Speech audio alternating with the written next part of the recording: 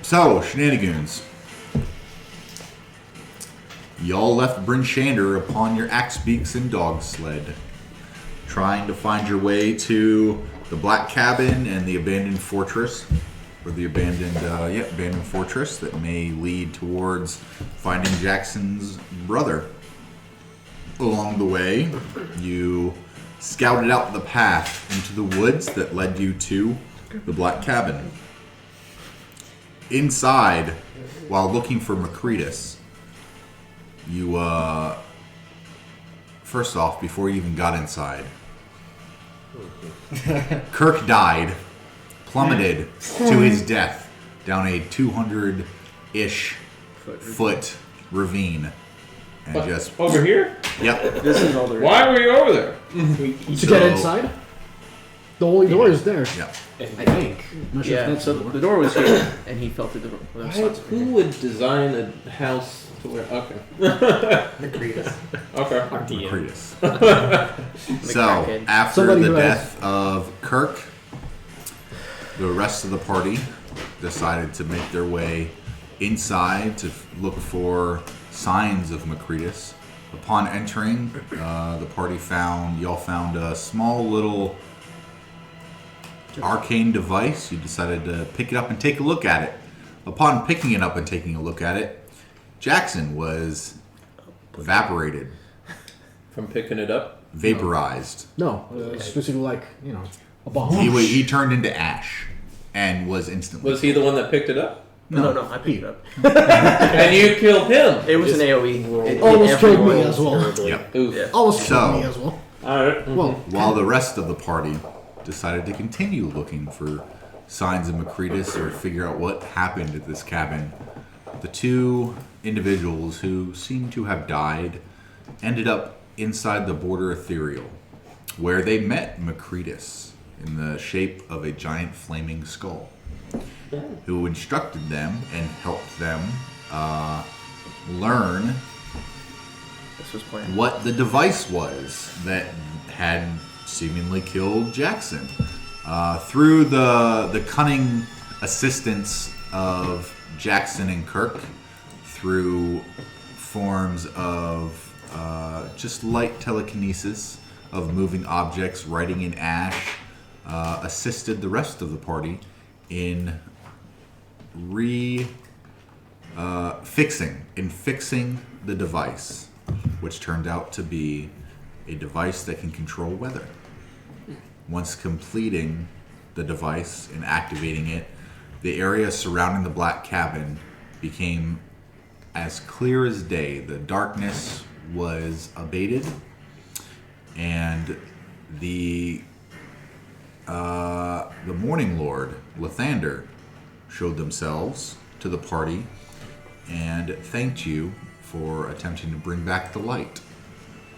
And in return for your assistance, Lathander brought back to life Kirk and Jaxxon and bestowed upon all of you the blessing of the Morning Lord, which gives you 10 temporary hit points daily at dawn for 10 days. Those that were in the cabin. Actually, no, you as well, because you were in the area that the light touched, so we'll say you too. Right. After they decided to leave you on your way, you all exited, one of you finding a new deity.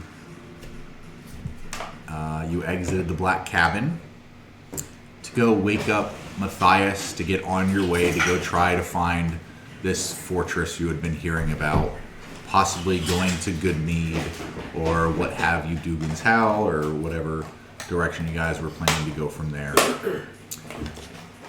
Where you looked off in the distance, not too far off, several beings that looked like zombie-ish creatures covered in cold weather furs, their eyes and mouth glowing bright, brilliant blue, along with several floating ice creatures with wings, shambled and made their way towards you, attempting to flee through some botched rolls. Nothing else to say more than that. Combat ensued. So we are in our we're at the top of the round, currently in combat. First up is Mert. I was gonna say, don't make me the first. I don't know what's going on. I just woke up. Did you roll? Speaking of which, so I was asleep. Where am I asleep at? You're on your action peak. On that thing? Yes. 5 to get onto that. Yeah, so it's 5 movement to get on the border squares. Yeah. Why was I asleep? I don't know, you were drunk. You got hungover. Something. Knocked off your ass Okay. from some wine DJing cast. the night before. Yeah. Yep. Touche. Gotta do those wizard tunes. Well, you still have that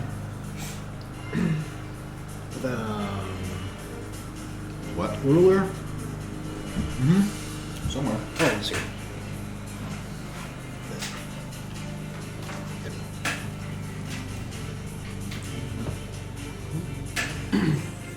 90-degree combo. 30. 30. I think we were doing like 30, right? I thought we were doing 90-degree combo. Oh, 90. What? 90 degrees? For Yeah. for the fire breath. There's a conical. Yeah. So it's 90 degrees. And it's 30 feet distance, right? Yeah, so 6. Oh, this is gonna roast some people.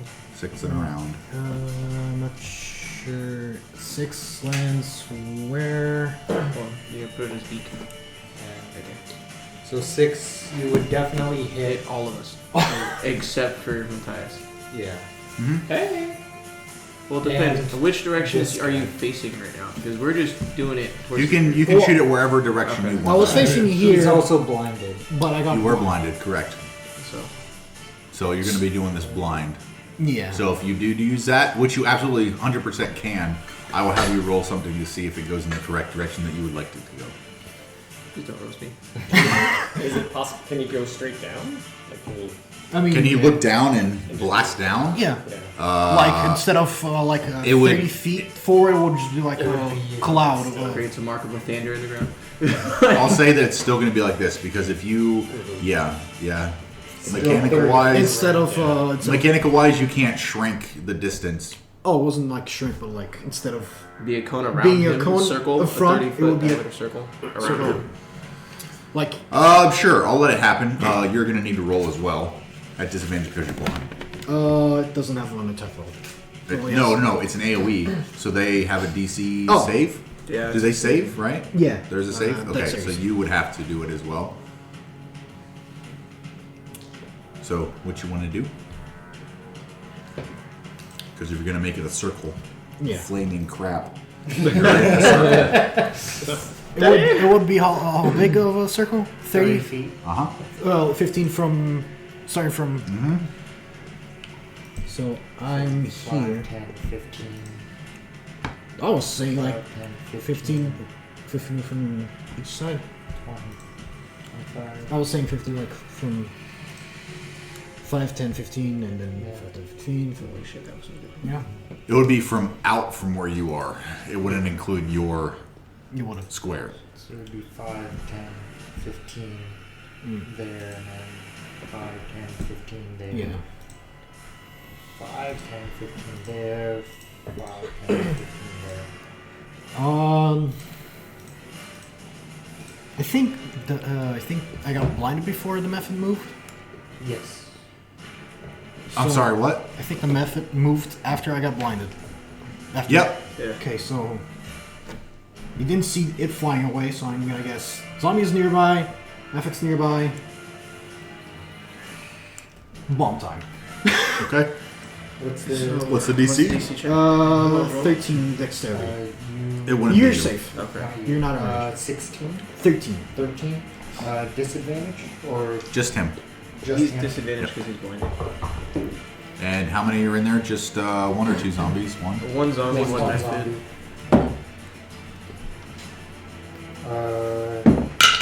17, so I save. Is it half damage or is it Half damage. Okay. Well,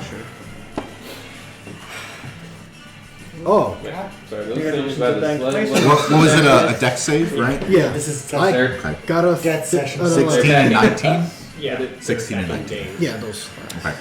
I'm the So one who take didn't that. save. Oh, that's what that is. I was like, Okay. what is No, I that? got 11. Okay, so roll your max damage. I'm We're gonna. here. It was 4d6. And then what are these things? Those. But Matthias, you were on deck. A zombie and then correct. Okay. I'll use the donut dice as well. being fired plastic right Yeah. now. Oh my goodness.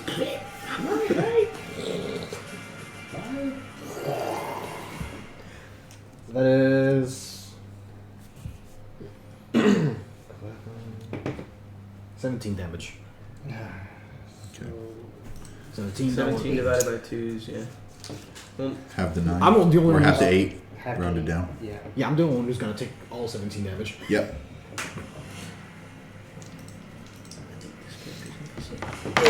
Excited. I hope I die. Okay. Anything else you'd like to do? That was my bonus action. Holy. Okay.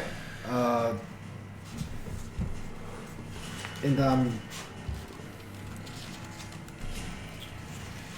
I want to say I'm gonna just swing my talons down at the zombie after. Where you thought it was? Yeah, where I thought. Okay. Which was literally next to me. Okay. So- That's fine. Disadvantage? Yeah, disadvantage on Yep. the rolls.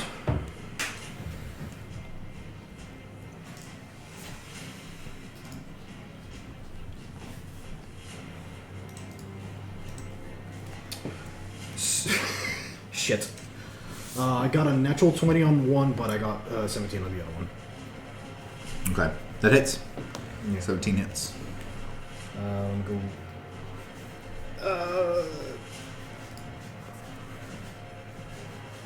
6 damage. Okay. And Easy enough. I'm gonna swing again with my talons.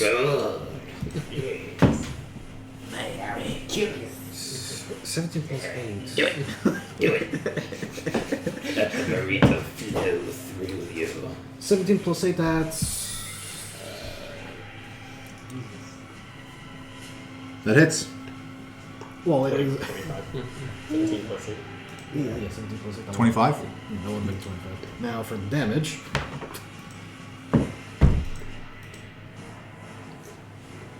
Oh, that was your disadvantage? Yeah, that was the Okay. disadvantage because the other one was 18 plus 8. Just one more. Okay. The damage was 2 plus 5, that's 7. Blindly, you swing out with both your talons in desperation, and you feel it connect both times. And you feel this like cold, radiant energy or heat. It doesn't feel like heat, but it's like you feel this radiance that isn't hot. Isn't It kind happy. of feels cold next to you. Okay. Anything else? No, that's it. Imagine. Okay. Matthias, you are up. Alright. So So I'm just gonna get up. I'm gonna go stretch. I'm gonna be like, oh, the fuck's happening over there? I'm just seeing all this weird shenanigans go down. See commotion going on. And I'd be like, so I could go take one short nap for like 5 minutes. Like, We slept for 7 hours. okay, You're blinded, I don't right? know that. I'm not concentrating. Are you concentrating? Okay. So, I'm just gonna dismount my bird thing. I forget what that's called. Axe beak. You can use So Okay. that's 5 to. Yep, 5 I there. guess a move there. 10. Oh, is that the. Okay. So that's 10 feet. Yep. 15, well, shit. Okay. Well, I am going to. Alright, well, first I'm going to do stride. So Okay. No. gives me 20 feet Okay. extra movement. Okay. So Is that 15. your feet flame? that is that's my not- that is my flaming feet. Okay. Okay. Easy enough. And that is. So I am going to just right off the bat just get to it. So that's 5, 10, 15, 20, 25, 30. Did I count that right? Yeah. 10, Yep. 15, 20, 25, 30, 40. If I go like right. Actually, no. Next Actually, no. If I go right here, would Okay. he be considered in 10 feet? Yep. Okay, so right. Okay. Oop, sorry. Okay. Okay, so that's 35. Got it. And All what's right. your damage on your feet for someone who comes within 5 feet of you? That is 1d6. Okay. Roll 1d6. Okay. That's a bad guy, right? No, that's That's him. me. Oh, shit! It's Kirk, and the bad guy is closer. He's Oh. literally, Kirk is 5 feet away from you. Oh, that's awkward. I totally thought that. The dude with the banjo on his back was totally a bad guy. Yes. So, Ding, ding, ding, ding. 1d6, please. Okay, well, that's Doesn't gonna that make have me. a saving throw or no? No. I don't think it is. No. I don't think so. No, it's just anything within 5 feet takes 1d6. Hey, at least you're not Okay. you're not taking the damage while unconscious. Oops. Yeah, he might be unconscious soon, though. We'll see. Don't worry, Look. I didn't blast him too hard with a fire breath. Oh, that's fine. Wait, how long was the duration? 4 damage. I 100% thought that was. I thought those are both enemies. That's okay. Alright. Kurt You're still will remember drunk. This. Apparently I'm still drunk. Yep. Definitely hungover still. Alright, well that's. Knowing that, as I'm closer, my drunk eyes see, oh, you're my friend, let me not do what I was gonna do. Oh, was too late. Well, no, it would have. Yeah, he would not have liked it. I'm just gonna be like, oh, my bad, and I'm just gonna hurl a firebolt over him at that dude. Okay. Okay.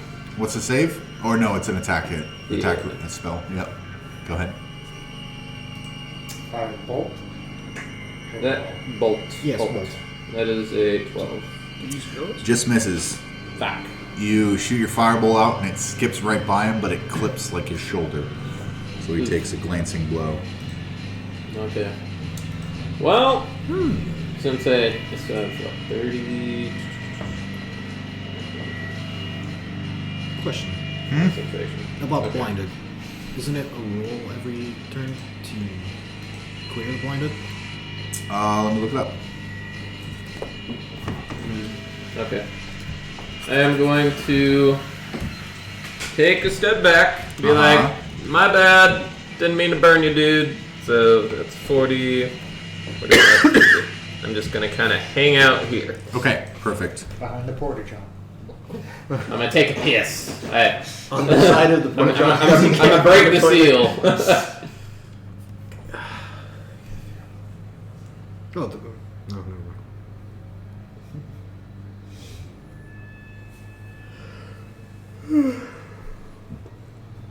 Just making sure. Who's this guy? That's a Mephits, an enemy. Okay. Now I know who all the enemies are. So, enemy, 2 enemies. Oh, and there's an enemy over there. Yeah. Yep. Okay. Now, There's no chance. okay. Tracking. John's being a good paladin by doing crowd control. He's trying. Trying. Okay. Yep, there's no timeline, no save from blinded. There's only certain ways that you can Oh. become unblinded. So, Oof. that's it. Got it. Cool. So, How did you get seeing... He gave me I'll a big show you. smile. I'll show you. Oh, please don't. So, seeing the 2 creatures in front of you, the one closest, furthest away from me, seeing this flame rear up under someone's feet and they go across the snow, melting snow underneath their feet just a little bit. That one is going to turn, look at Matthias, and go, and as soon as he opens his mouth, a brilliant, blinding light erupts from it. And Kirk and Matthias, I need you both to make Oh, really? Oh, never mind. It's just going to be Matthias. You can only target one creature. Constitution saving throw. Oof. I was gonna ask if it would affect me because I'm Behind the porter boomer. John. That it can see, yeah, it wouldn't affect you. It can, it couldn't see you then. So yeah, it's fine. If I had a little Portageon mini, I'd pop it on there. Which I'm waiting for because it's a mimic. That is Of course it a... is. Of course it is. A mimic outhouse. That is a 19. Con saving throw? Yep. Okay. That was rolled. Easy enough. Oh, actually, you know what? This blinding effect, until the start of the walker's next turn. So you are now... Not blinded. Nope. It'll be their round, but it's the one that's directly in front of him. So when we get to his turn, then you'll be unblinded. Yep. So doing that, seeing that, he will turn back around to you, and he will make Just put a cape over my eyes. a slam attack at you. Basically, just like lean in at you. For where did I put you? Are you somewhere? Where? Oh, you're right there. I hated work Okay. on those houses. I always started brewing. I worked on it once. Plus 5 and 8. Nope. Okay. Nope. Easy enough. And then he'll take a second swipe for a 10. Nope. Okay. Cool. The one closest to me will attempt to do the same thing in the direction of the fire-wielding foot runner. DC, make a Constitution saving throw, Matthias. Another one? Yep. Oh my god. Round 2. Fight. Can't you leave me alone? I just woke up. Oh wait. What is... Oh, okay, thank God that's a 7. Whew! I thought that was an at one. That is plus 1. That's an 8. Okay. As you kind of shook off the last one, you see it like swipe at Dane, and then the creature right beside it looks over at you, and just fucking bright, brilliant light explodes out of its mouth, and you can't see shit. Just straight white. I have it here. Am I in heaven? Gotcha. Thank you, sir. Okay. So you are now blinded as well. And now that creature, seeing that he has blinded, seeing that what he did, he's going to walk over 2. So 5, 10, 15, 20 there. And Dane, you will get an attack of opportunity Yes, sir. We'll take that. on it. Bonking on its head. Let's see here. Split its head in 2. Oh, I plan to. It's a 15 plus 7. That's probably gonna hit. That hits. 1d8. Question: what are the effects of the 9? The attack Actually, rolls- does it say? 4 max It does. damage, so it's What are gonna the take 12 conditions? points of damage. The effects... Okay, 12.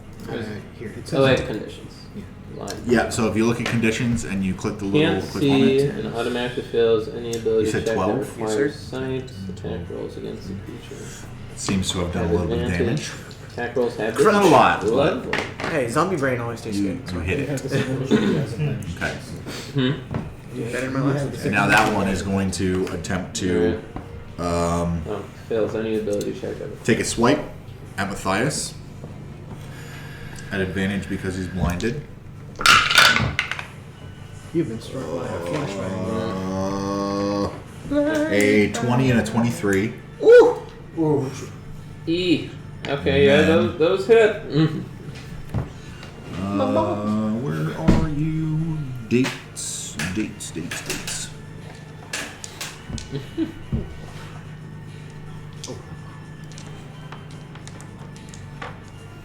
Okay.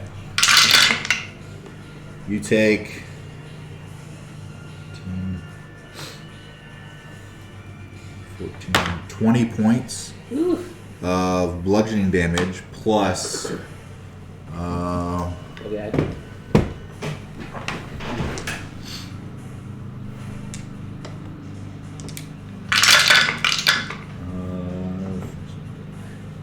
8 points of cold damage halved because you're wearing cold weather gear. So 4 points of cold damage, which is good. And then as a second attack, I was like, is there more? Yes, there is more. But wait, you can't there's see more. Kirk. Okay. Where is Jaxxon? Uh, Oh, right there. Okay. He's by the method. Method.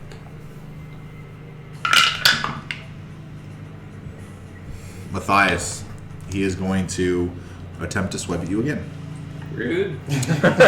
Rude. Just woke up. Already got a headache. Fuck you. Animal. Natural 20. Yeah, I'd say hits. Well, Okay. oh no. Oh, the amount of clank. Naturals we do. No, Full we did. damage plus roll. Yeah. 8, 6, 11, 12, 13. Oh wait, 6, 13 plus 32. What? No. 4 times 8. 4 times 8. I mean, I can tell you I'm Still not 30, it's out. definitely It's 32, right? It's 32 plus Okay. 13. Plus 13. That's 47 or Okay. 45. Sorry, it's 45. 45. You take 45 points of bludgeoning I'm damage. 100% knocked out. You knocked me the fuck out. You're knocked out. Okay. Got an unconscious. Wait, And 42? points of cold damage. Oh, okay. Random points of cold damage. It's part of the attack, but Yeah. I'm just gonna Cold negate weather. even doing it because it's part of it. Unconscious, right? By any chance? Why do they hit so hard? None of your You business. guys are level 6, buddy. We're running. I can't help you there. But somebody just kept. Yeah, you guys were. So this could be a good time just to remind you. You can do whatever the fuck you want. I don't care. I'm in it to win it. Not literally in it to win it. Obviously, I'm in it to see you guys succeed. That was a bad turn of phrase. But it is not. It is a viable option to attempt to run. That's what you guys were originally attempting. However, the dice did not let you, and you decided to continue Calvin. So, still a viable option. However you want to do it. Okay, now the one directly in front of Mert, you are no longer blinded. And seeing you open your eyes and look at him, he's going to attempt to blind you again. Oh my god. Chain blind. Would you not do the exact same thing? Hell yeah. Rude. I'm just saying. Totally would.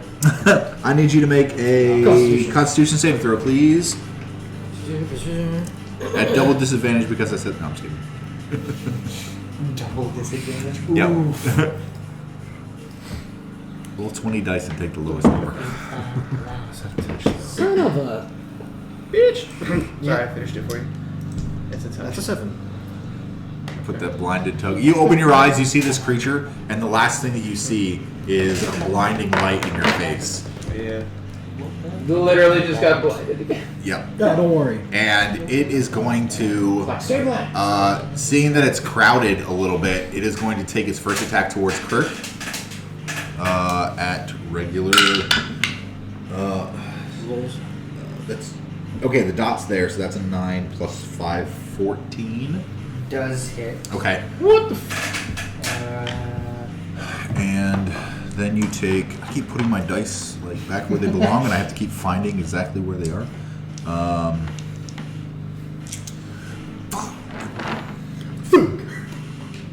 Okay.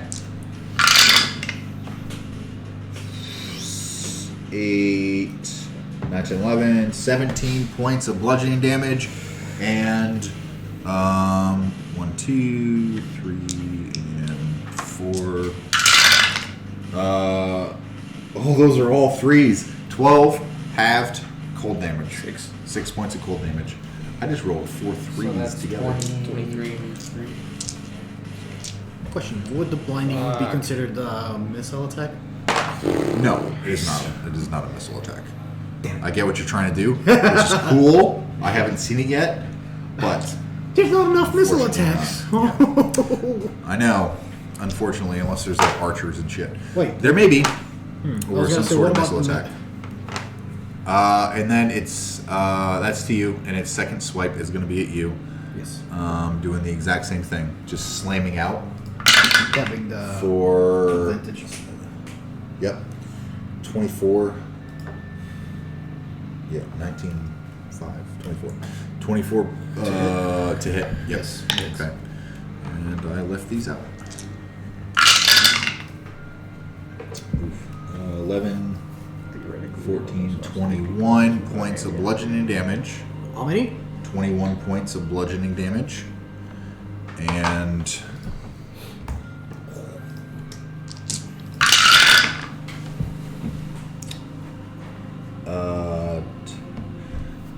19 Well, I'm points of already- cold damage. I'm already killed. You're knocked out. Yeah. Okay, yeah, you're knocked out. You're unconscious. Yep. Okay. Okay. Easy enough. Yep. Okay. Well, I was gonna fly away, but I guess not. Hey, I don't think you're blinded anymore. I mean, he's seeing a different form of darkness. That's Wake true. up, blind. You saw straight bright light, and now you see A slap to the face. just darkness. Yeah, the last thing you saw was a slap to the face. Okay, that's the end of their turn. They're not gonna. You know, this last one, seeing that it cranked that one down. The Mephits don't go yet. The last one that just attacked Mert. Oh, this one. He was essentially. Well, he focused on both of you. No, actually, he's not going to move. He's just going to turn around and look at you. Okay. Yep. No, you know what? He is going to move. I was gonna say you did the Resident Evil. He's going to turnaround. move here. And I'm gonna take. Oh, the- I'm sorry, like right beside you. Yeah, Oh. that side of you. I was gonna say don't Okay. fucking The eat angle me. that I was looking at, it looked like just you were okay. Yeah. Yep, it's kind of backed itself against the thing, against the outhouse, just Circular. essentially cutting you off from everyone else Okay. at the minute. Jaxxon, on the hack's beak. So I think I'm going to try my axe beak and sneak attack this guy who turned towards Kirk Okay. and run up on him. So my sneak attack. Where'd it go? So what are you hitting it with? I think we're Are you with your I'm rapier or My your spark dagger. Okay. No, I'm sorry, my psychic blade. your psychic blade? Okay. Yeah. So you're gonna get up close and just like as I'm running by. yeah, easy enough. Jab at him. Okay. So let's see. So the sneak attack, there's an extra 3d6 damage. Yep. So let me roll for Let's see if you hit him. So where are you moving? right towards him.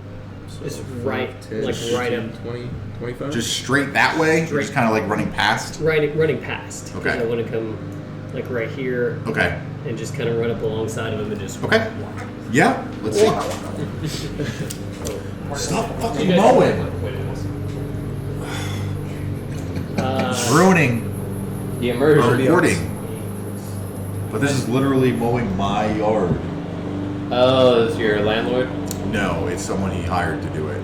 And I have no idea when this dude fucking comes, but he should That- not be here right now. Happens to me all the time.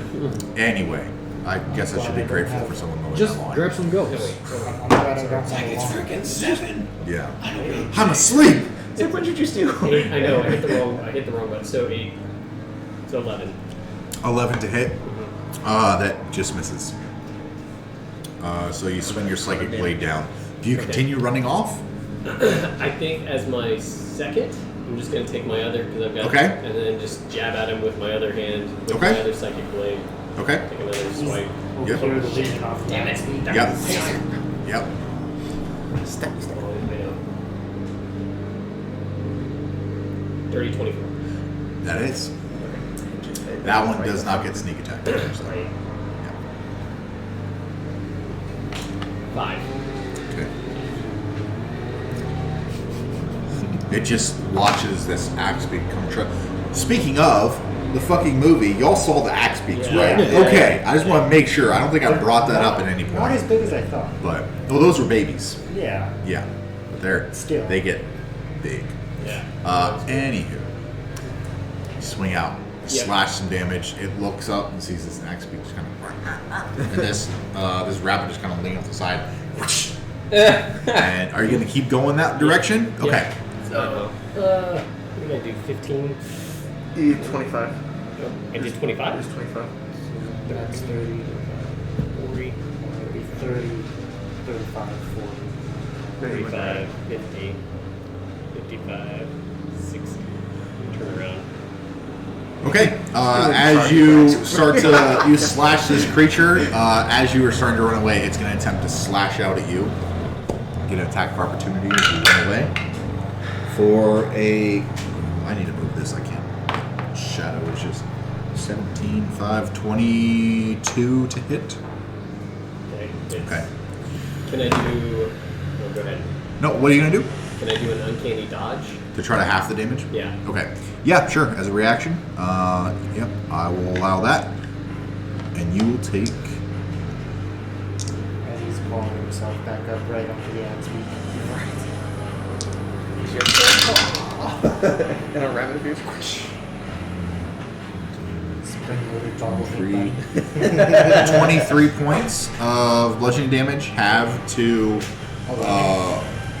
round it down. 11. And then also cold damage.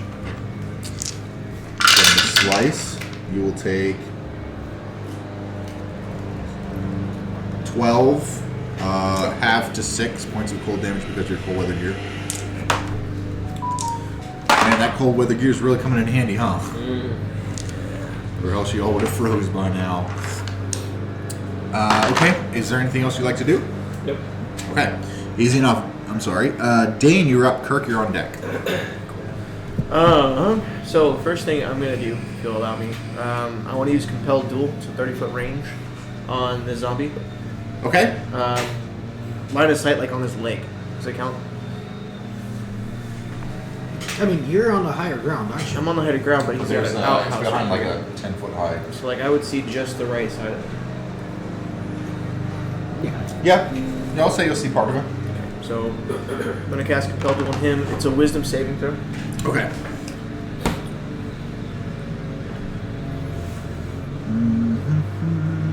Actually, hold on. I can't do that necessarily because that's on humanoids. Is he a humanoid or a zombie? He's an undead. Okay, so never mind. Not gonna do that. Cool. So I'm going to. Hang on. I thought undead counted towards humanoid.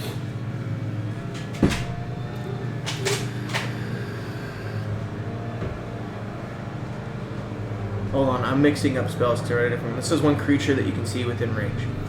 So it doesn't say humanoid. No, that's the one I read before. It said humanoid. Okay, it is a creature. Okay, so definitely gonna It use is it a on medium. him for the wisdom saving throw.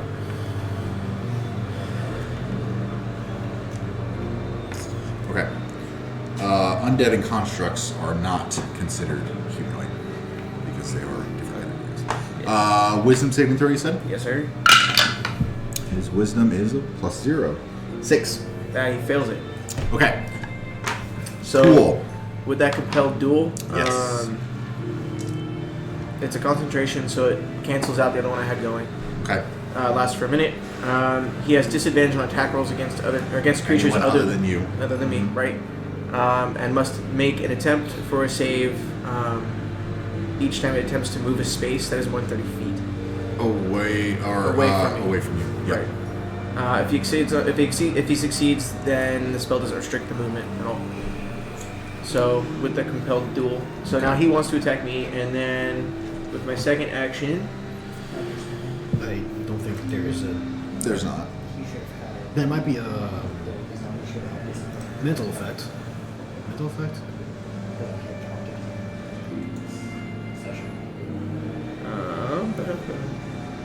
Can you put this on him?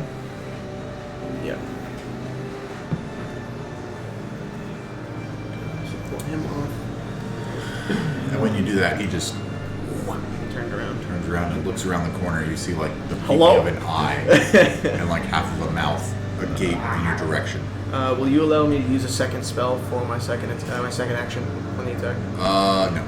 Okay. So you can use a leveled spell on a cantrip. You can't use 2 leveled spells. Okay. Yeah, unfortunately. So in that case, I'm going to use inflict wounds on the zombie right in front of me again. Okay. That is a 10 to hit. That misses. Okay, that's all I got. Okay, easy enough. Kirk, you are up. So I kind of just remembered that in the last session I taunted the one that offed Mert.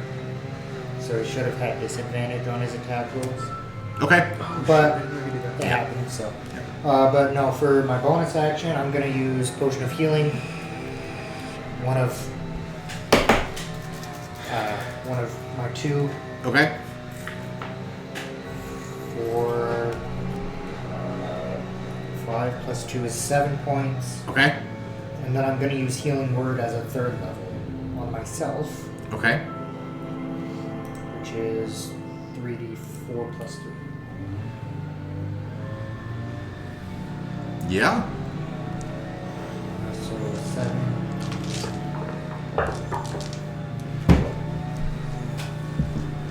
Plus almost max. I'm gonna put the dice back here because. So 15 plus 3 is 18 plus 3 is 21 points of healing. Perfect. Looking good. Not that you didn't need that at all. Not that I didn't need that at all. No, I was perfect. I was just shrugging these off. Yeah. Yeah. But, and then I'm going to move 5, Okay. 10, 15 here. Okay.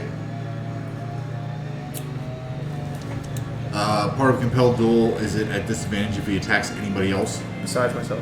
Okay, so he's going to take an opportunity attack at you At this at disadvantage. Yep.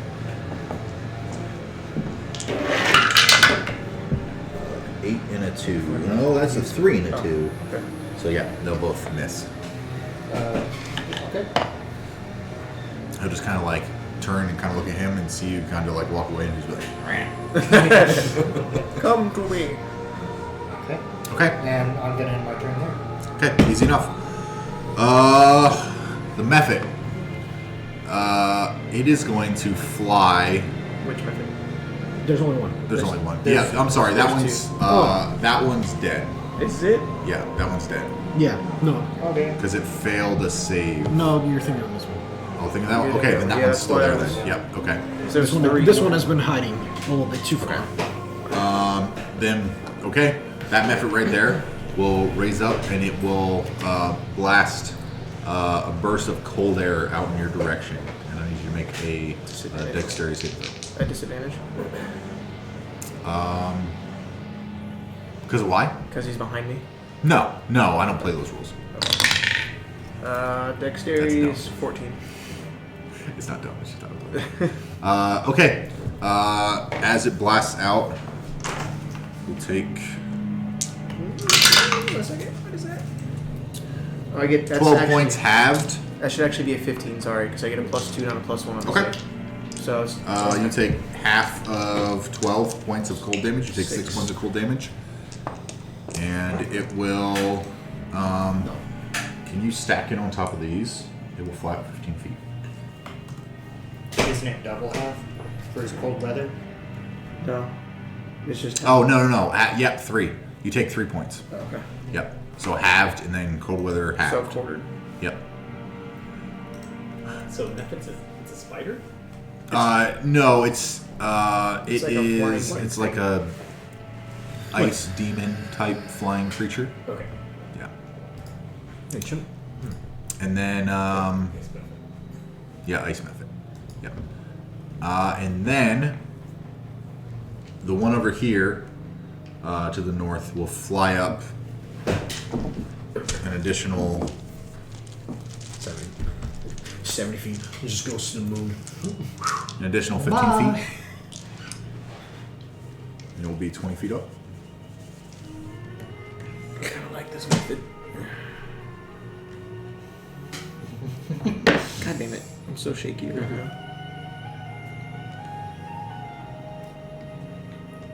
Don't cry for me. And it will move. Oh shit! Yeah, it'll stay there. It'll blast toward Jaxxon. So it's going to cover Mert and Jaxxon. Dexterity saving throws, you automatically fail. So that is... It's a beam. So, Are you using him for cover then? oh, 20? Okay, you succeed. And then Mert. Right. Just cover yourself with wing. Well, I just put my dice over there. The ones I was using. Okay. Succeed at 6, 3 points of cold damage as you saved and you have cold weather gear. And then it is going to just hover in the air where it is currently sitting. Up next, Mert.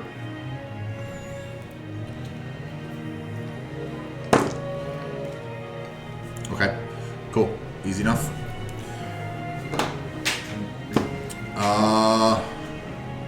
Matthias, you were up. I am unconscious. so unconscious. Huh? He's unconscious. Oh, that's right. You're unconscious I too. got birds floating Okay, hang over on. my head.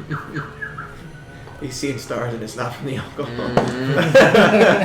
Like, His world is spinning, and not in a good way. Okay. Easy enough.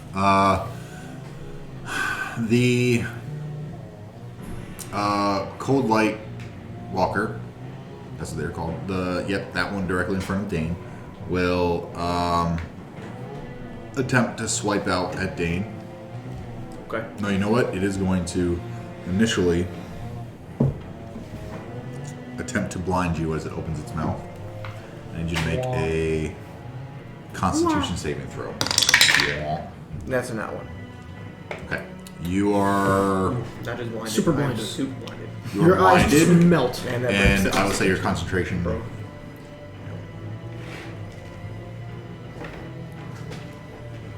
I didn't know that could That's help. the Sun Star. I do. We don't. It's not. It doesn't. It's just the ring. It broke. It doesn't actually work anymore.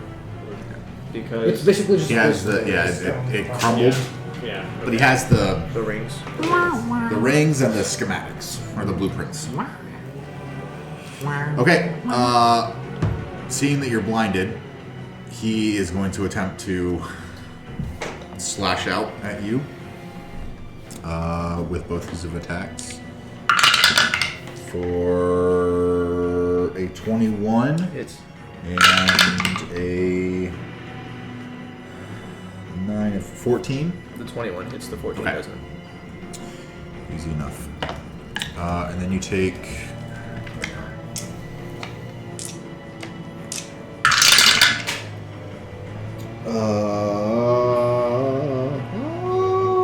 24 points of bludgeoning damage. And I put my dice back again. I need to learn just to leave this bag open. Oh, you know what? Okay, we're good. So, my second blade's with dex. What is that? It's based off your dexterity when you do an attack or a save. 4, Yeah, so instead of using 6, 12 halved.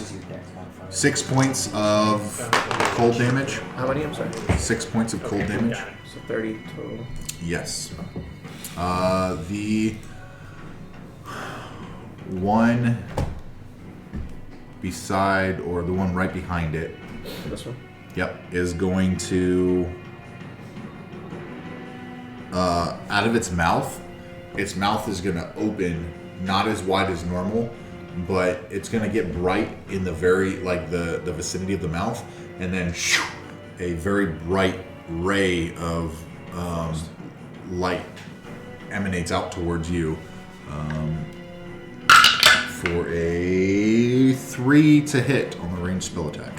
Not hit. behind the. Oh, you know what? Can't see there. Yep. Disregard that. You gotta. That's not a bad idea to throw something in the way there. Okay. Yeah. Okay, now that's in the way. I thought you were talking about this one. That he was. But he can't see because of that dude. No. No, he was- can't no. see Jaxxon. Oh, because of okay. the I thought he was shooting outhouse. at me. My bad. We'll say he can't see Kirk either. So he'll do the same thing to Dane. Okay. He'll do it instead to Dane. Which, same roll. Okay. I don't remember which one. It was a It was 3. three. It was a doesn't 3. hit at all. Okay. As this stream of cold ray blast just shoots directly past you, you don't see it, but you hear this crackling of just kind of go past you. The one that is left there is it's going to do that to Jaxxon for a 7. Nope. Ray of cold just shoots by you. Yeah. Or else it would have done some... It's all cold damage, and y'all are fine with that. It doesn't seem to be hurting you too much. Cold damage, anyway. All right. That's... you know what? The one on the right side of the... Yep, that one is going to make its way towards Kirk. Yep, there. Right there. The one... Oh, I already... Nope, they can't move because they're past their turn. Yeah. Jaxxon, you're up. Then Dane, you're on deck. So let me make sure I'm correct.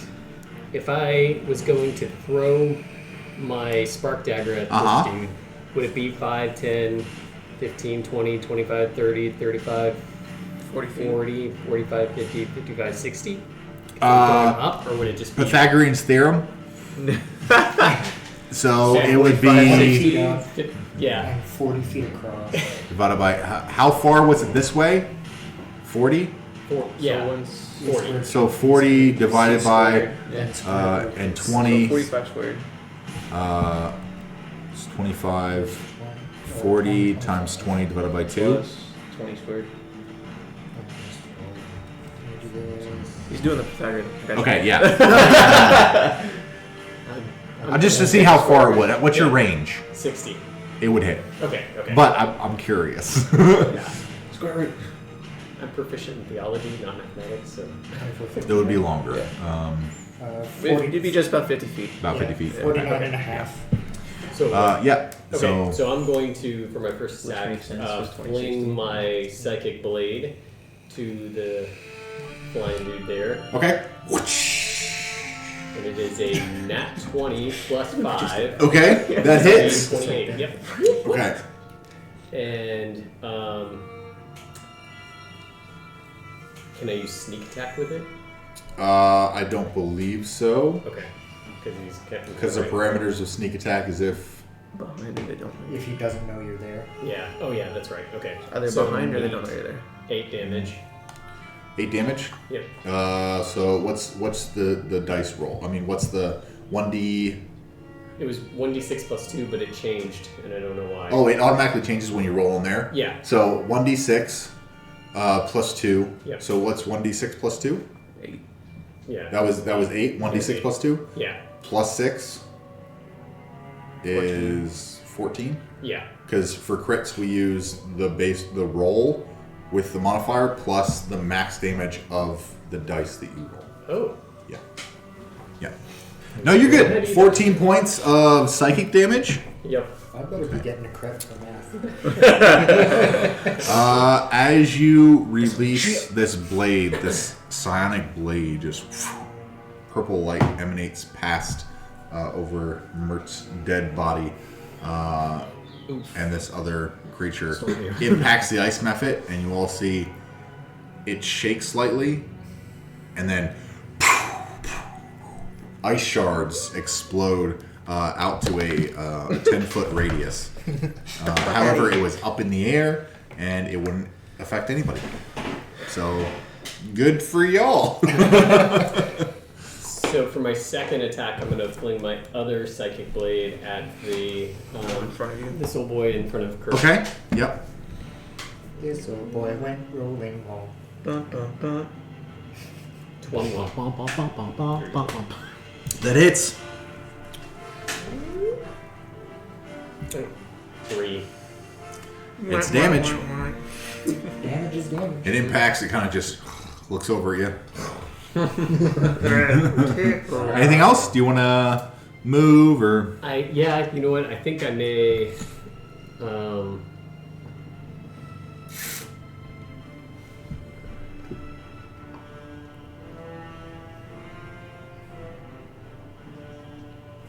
I think I'm gonna.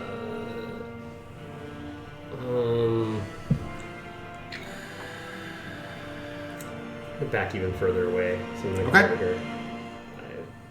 5, 10, 15, 20, 25, 30, 35, 40. I'll just stay right there in the corner. Perfect. Easy enough.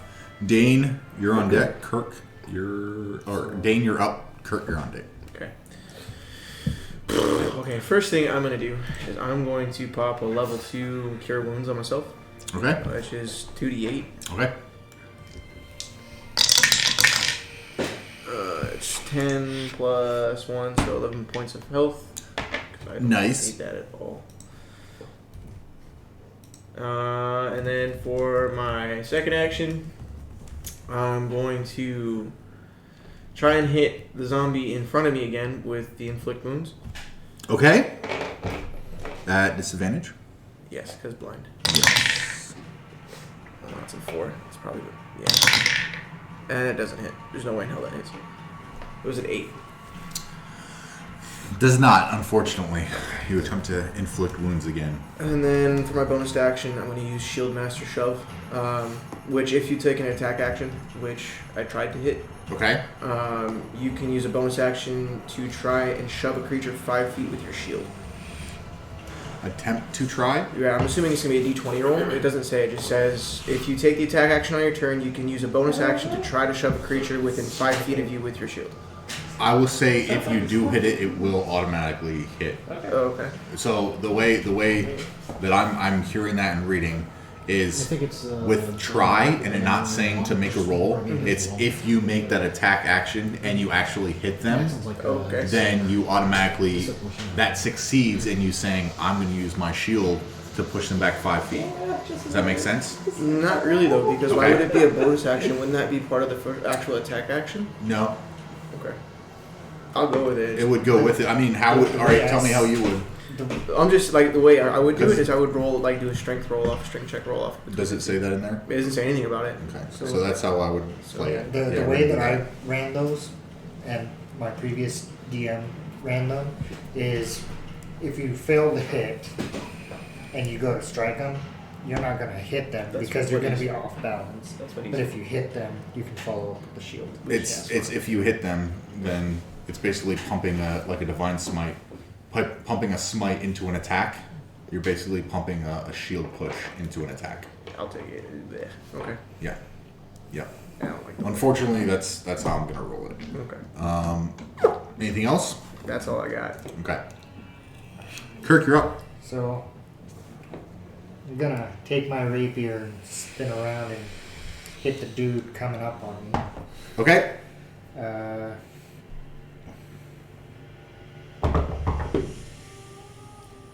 That's a 16 plus 4 to hit. That hits. So Yep. dirty 20. Yep. And then, Sure does.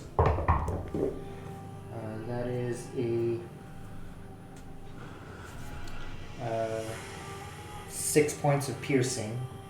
Okay. And then I'm going to take my bonus action of 2-weapon fighting and hit him again. Yeah. Poke him again with my rapier. 2-weapon fighting is a different weapon. Oh, so use unarmed strike then? Or different? Cause I you normally allowed roll me it last session to. as an unarmed strike. Uh-huh. Yeah. Okay. If that's yeah. Yeah. Because your fists are considered Weapons. weapons. Okay. Yeah. Yeah. We'll allow a fist. Okay. 15 to hit. That hits. And that's 2 points of bludgeoning. Okay. 25. You stab it with your rapier and then you punch it in its face, right next to its glowing mouth hole. Okay. Anything else you'd like to do? And then I'm going to.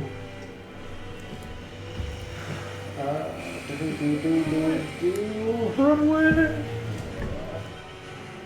Swim away! No, I would like to use disengage, but I can't do that. That's an action. But I'm going to go. Oh. Okay. Yeah, I'm gonna go 20 here, and yes. Okay. He's going to attempt to slap out at you. 9. Does not hit. Okay. Just misses. You threw him a little off balance of that punch to the noggin. Yep. And just ran. You sucker punched him and just ran. They'll never get me Lucky Charms.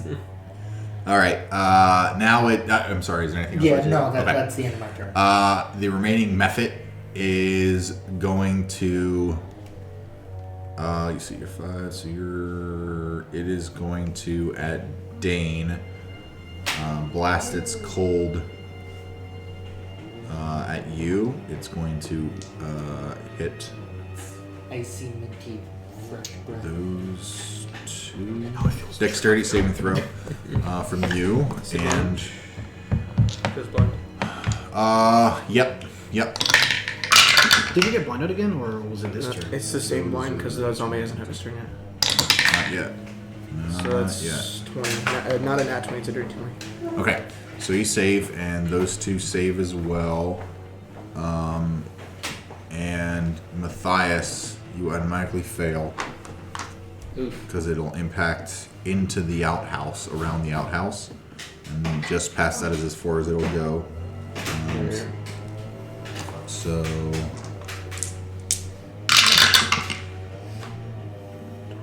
Six points of cold damage. So 3.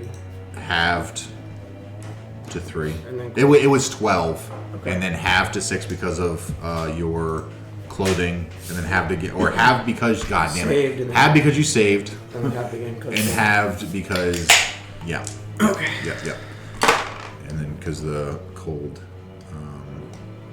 resistance, or no, God damn it, the fucking oh my God, math and shit and stuff. Cold weather clothing. That's what I meant to say. And the method is just going to stay and kind of float and just watch what everyone's doing. Mert. Okay. God, I don't put this one careful. Still in the game, so I saved once, at least. Who knows? Y'all are still in combat. I would have been dead otherwise. He's not going to tell us. He's not going to tell I'm us. going to tell you until y'all are out of Until you combat. either, Yeah, until you try either to do wake something. up or Yep. you're just. It was Matthias. Your turn.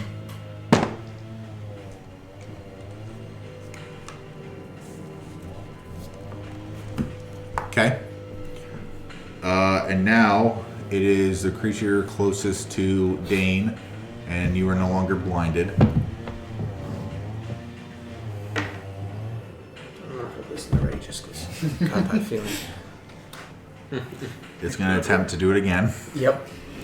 Con saving throw. You can do it. You better succeed. We will see if He's I like, can. seriously? You can do it. You can do it. It's 14. Just saves. You are not blinded. It is going to attempt to make 2 slam attacks at you. Come on, that's time. Where did I put Come feel the noise. Zombies slam your boys. This is what? 23. Hits. Okay. And the other one doesn't. Was it 2 plus? Yeah. No way.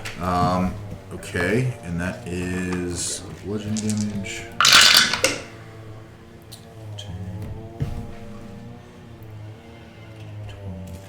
20 points of bludgeoning damage. Can somebody hand me the unconscious ring, please? Okay, I'm not going to roll again. We. Just go there. It's gotta be a TV game. Like, we try to roll the thing. No, just go there. Tired of your shit. Okay. It's still slamming at you. It was taking. No, I'm sorry. It made its 2 attacks and it hit one. Yeah. So that's it for him.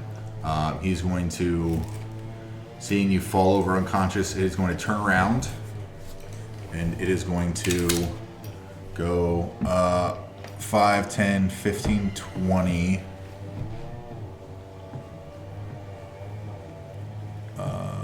25, 30, right there. Okay. And then the one directly next to Matthias will move Please don't eat me. there, right beside that side of the outhouse. And looking at Jaxxon and looking at Kirk, it is going to blast a cold ray at Kirk. And it's going to be a +3 to hit. A 9. Oh, yep, a 9. Does not hit. Right by you, crackling ice just past you. And then the one that is beside Mert is going to attempt to at Jaxxon. A cold ray at Jaxxon for a 18 +3, 21 to hit. Yeah. And that is. This music is perfect for you guys right now. Can I do uncanny dodge? To have it, yeah, you absolutely can as a reaction. Okay. So when I was gonna say when you have, because I have the cold resistant ring, and the cold over here, wouldn't that quarter it? But I think I already got some. Picking it off your dead body. 23 points of cold damage, halved to 11 because of your cold weather gear. Uncanny dodge, halved to 5. Right? Okay. 5 points of cold damage. And then he is going to move toward Kirk and get right up on him. Right there. Yep, that's fine. Perfect. And that's the end of their turn. Jaxxon, you're up. And then Dane, you'll be on deck. Can I...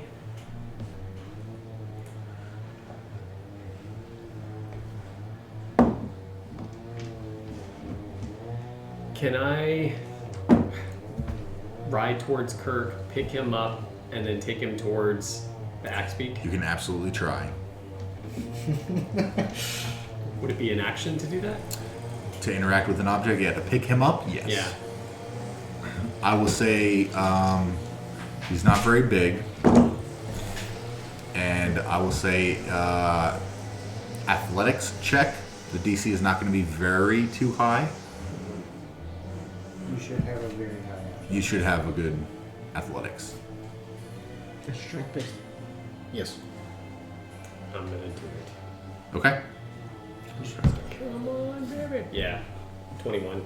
Dirty 21. Okay, so you run up, you grab Kirk, you circle around, and then go back to where the other axe speaks. Yep. He's going to take a swipe at your axe beak as you ride away. Do you have your stats for your axe beak? I'll find them real quick. I had them pulled up earlier. Dang it.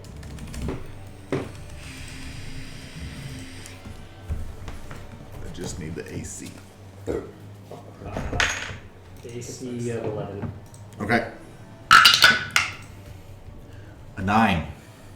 It swipes wide as you turn and you pick up Kirk.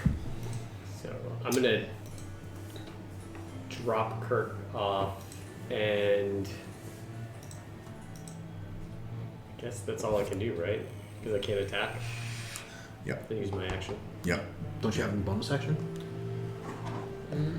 Bonus actions are specific items. Yeah, I don't think I. Yeah, I have Psychic Blade attack for my bonus action. And that's utilizing 2-weapon fighting to be able to use your Psychic Blade. Mm-hmm. Or using it by itself as an action, which is fine. Yeah. Okay. Don't have anything else. Okay. Dane Man. Work it down. Turn around like run back towards him. I ran back towards him, singing a song. Yep. Wielding my lute in one hand and my rapier in the other. He grabs you by the scruff of the neck and just. Okay. Kirk, you're up. So I'm going to go 5, 10, and mount the axe beak. Okay. One of them. Sure. Would it be an action to mount on or just movement? I'll say an action to get on Okay. the axe beak, yeah. And then what movement is 60? 50? Yeah. Is that coupling with mine or separate of mine? It's its own. It's its own? It doesn't, Okay. yep. So then You essentially absorb its movement speed. okay. And tack it on. Or yeah, I get what It you're replaces yours, sorry, yeah. Yeah. Can our axe beaks attack? Yeah. Yeah, they have claw attacks. Can I they? believe. Is it considered our action to do that? Yes. If Yeah. we're mounted on it. Okay. If you're mounted, yeah. Okay.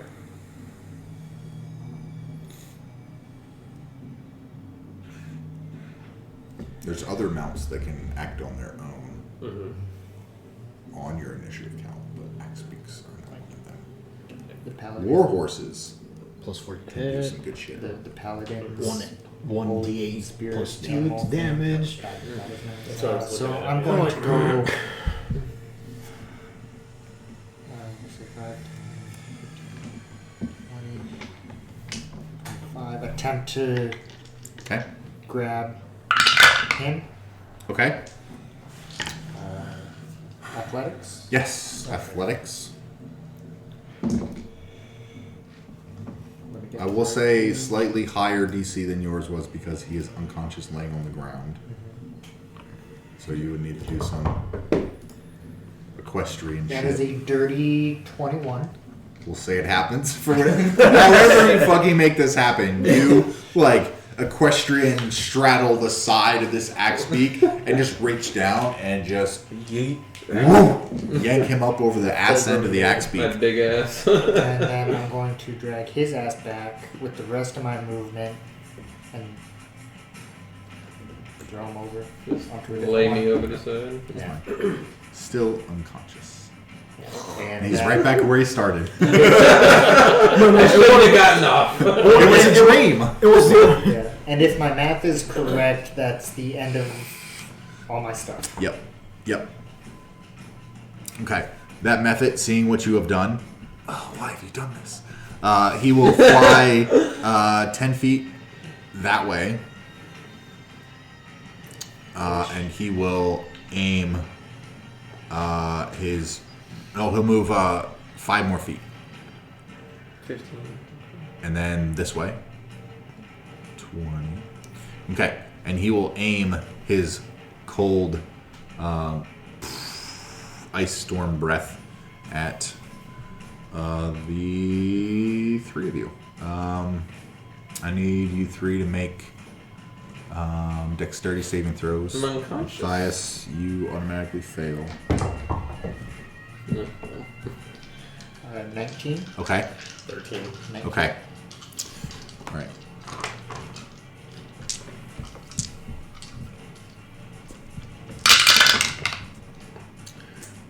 Seven, 8, 9. 9 points of cold damage, halved to 4 because of cold weather gear. Can I use some candy dodge? You already used your reaction for this round. Okay. Yeah. I like what you're thinking, though. Yeah. Actually, no, you can. Because you used it on their turn. It has passed their turn. It went to your turn. And then, you can. Good. Okay, so 4. And then so it's 2. 2. 2 points of cold damage, yeah. Let's go. And that's all he's going to do. Mert. Where is my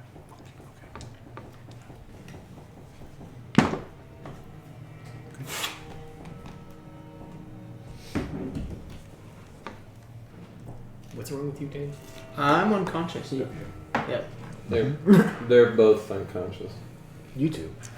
We're all unconscious. Those 3 creatures will move. Half of the party is unconscious. Over. 60%. This one closest to me will move 20 feet that way. Yep. The one next to the outhouse will move 15 feet that way. And the other one will move 10 feet toward you. There. The one closest to me will shoot a ray of cold toward you. And that is a ranged spell attack. For that's 5. Doesn't hit. The one in the middle is going to attempt to blind Jaxxon. No, it's going to attempt to blind Kirk. I need you to make a Constitution saving throw.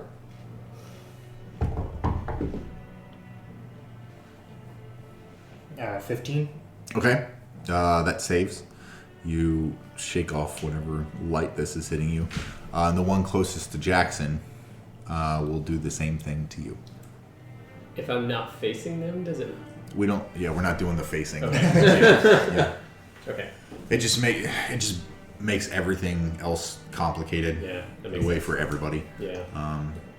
Because if you're like, I have to turn around to do this, that would I would count that as movement if we were doing it that, which would turn into gritty realism, which is a rough way to play. Yeah. It's a rough way to play. It's very crunchy. Anyway, what was that? It was a Constitution saving throw. That's what it is from you. 7.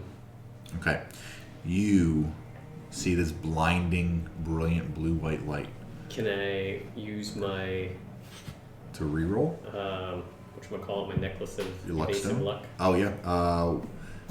Is that? Can you read that to me real quick?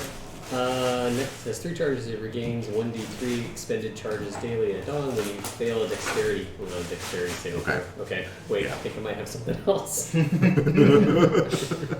oh wait. All the stuff that I can do. I'm like, oh damn it. Yeah. No, that's a dexterity save. Yeah, you're very dex-based. Yeah. That's why a lot of your shit is dex-based. Can I use uncanny dodge? That's the half damage. You didn't Yeah. take no damage there, brother. Yet. It is going to move up to get right beside you now that you are blinded. and it is going to attempt to slash out at you. 15, 20. Advantage 20, dirty 20. Yeah. Okay. It's kind of low. Oh, those are not the right dice. Oh, I keep putting them back. Okay. I'm gonna need them. Okay, there we go. That would have been bad. 8, 9, 17 points of bludgeoning damage. Now can I do uncanny dodge? Yeah, sure. So 8 points halved. Yep. Okay. And then you take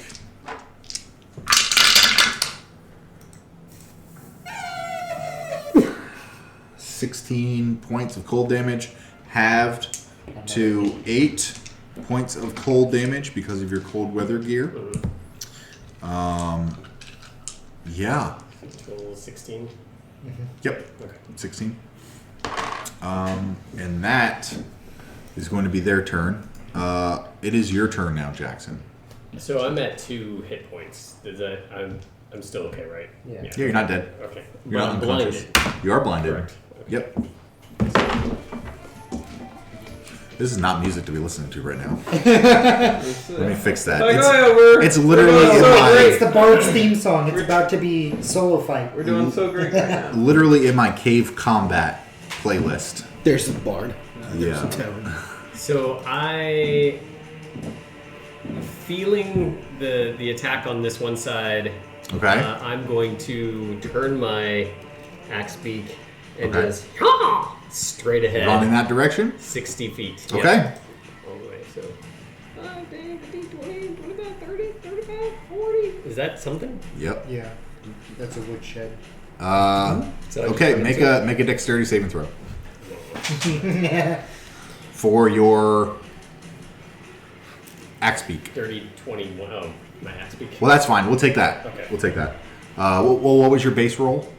15. 15? Okay, yep. It sidesteps, or it kind of jumps over a little bit and continues on. Okay. Yep. And that is 60 feet? They can only do 50. Oh, they can only do 50? Okay, yeah, Yeah. perfect. Take 260. Nope, 50. 50. I'm looking at the stat block. Okay, so it gets there, just kind of shifts a little out of the way. Dane. Yeah. Kirk. Dane, with darkness filling your eyes and your soul, you feel this warmth, and you're inside you in pitch black darkness, and you feel breath enter your lungs again. You were up at 1 hit point, prone. That was a natural 20. That's luck. That was a natural 20. Okay. I'm guessing I don't get a turn. Nope, that was the end of your turn. Alright, so So, then. okay, go ahead. Yeah, okay. So.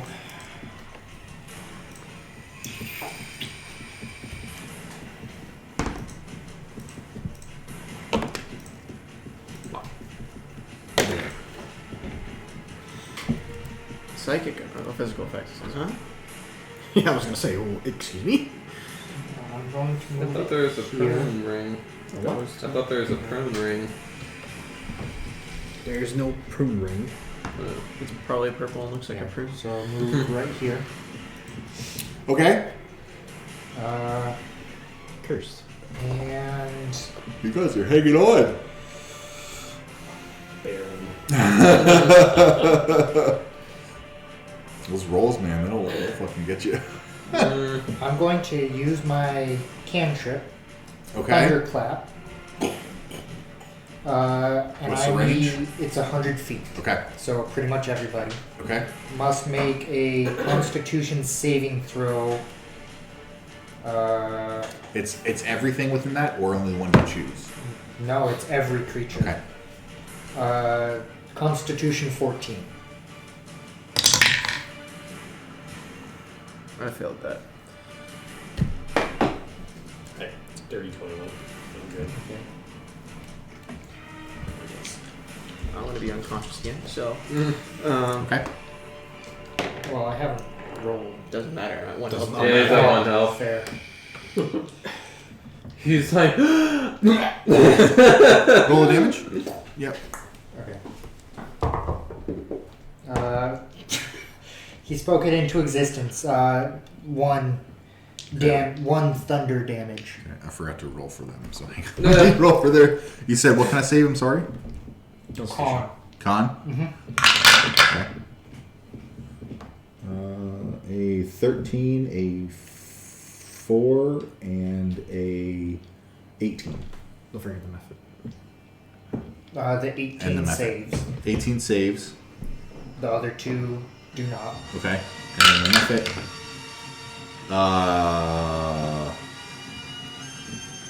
5. Does not save. Okay. So how they all much? take 1 point. Okay. John just had to speak it into existence.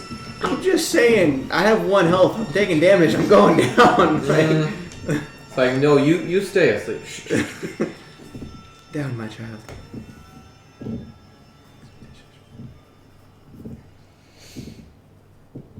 Okay, and Okay.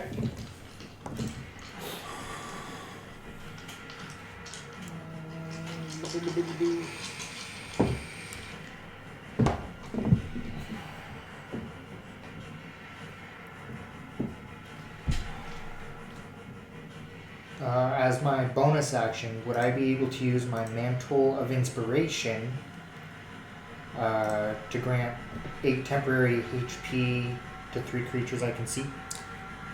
Yes. However, temporary hit points does not bring up someone. Damn it. Yes. You have to have hit points for the temporary to take effect. Okay. Because they'll be the first ones used. I like your thought, though. Yeah. I really do. I figured you could see where I was going with that. I do. Then I'm gonna hold my Okay. action. So. Okay. Hold your action? Or For what? no, like, and turn. And your turn. Hold- Okay. Yeah. Got it. The Mephit, seeing the movement, it is going to fly over to you. 15. Okay, 20, 25, 30. That. Yep, Okay. right there. And it is going to attempt to claw down at you with its claws. Oh, I thought with its teeth.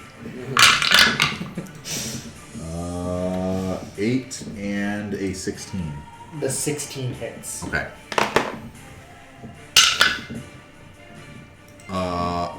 5 points of piercing damage. Or slashing damage, sorry. Okay. 5 points of slashing damage. What's the for? Well, no, because I thought I remembered something about temporary hit points and Down's characters. It does affect, but it just acts like a buffer.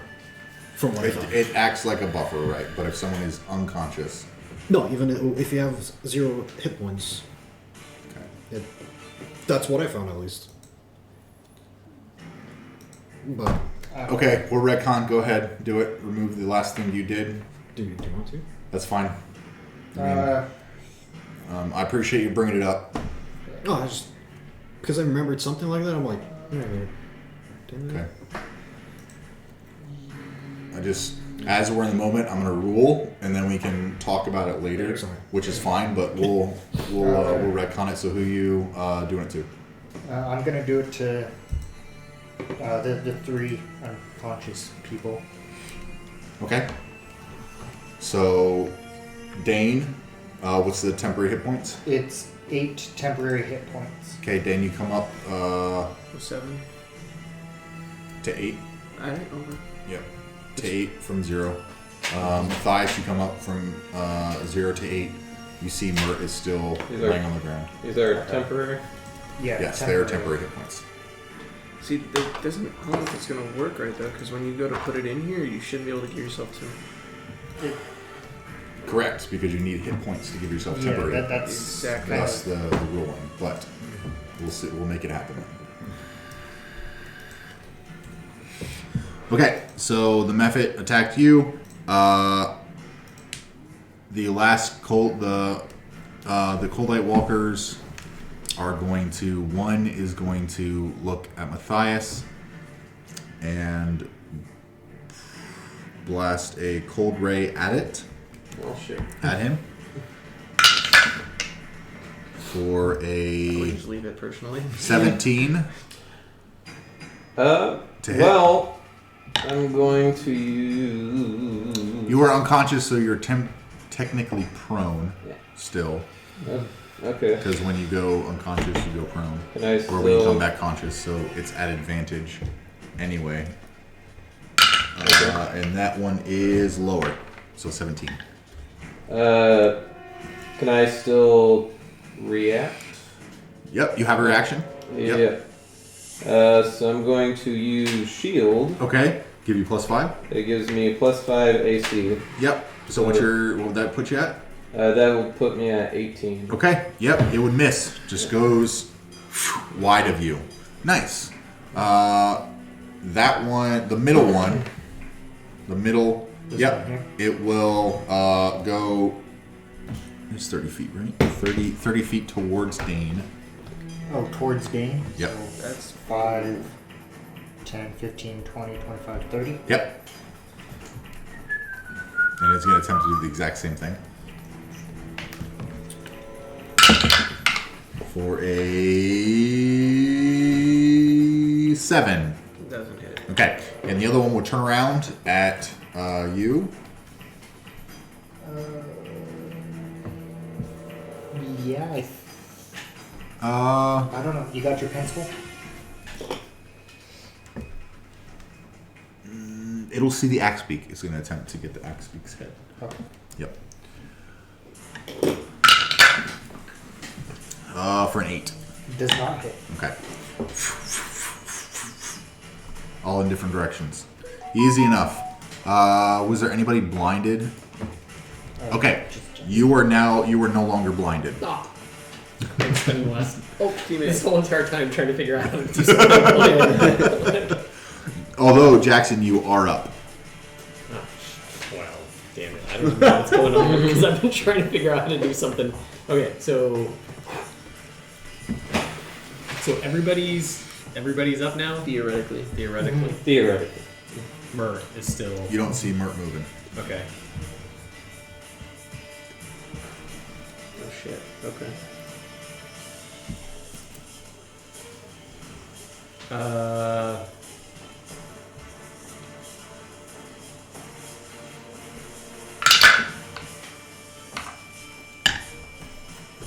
Okay, I'm going to take out my spark dagger and Okay. He's so excited. what? It was a homebrew item. Yeah. I'm excited when he uses it. Yeah. Spark dagger and It is from Spark Render, if you will remember. So long ago. fling it at That one there? this guy right there. Okay, cool.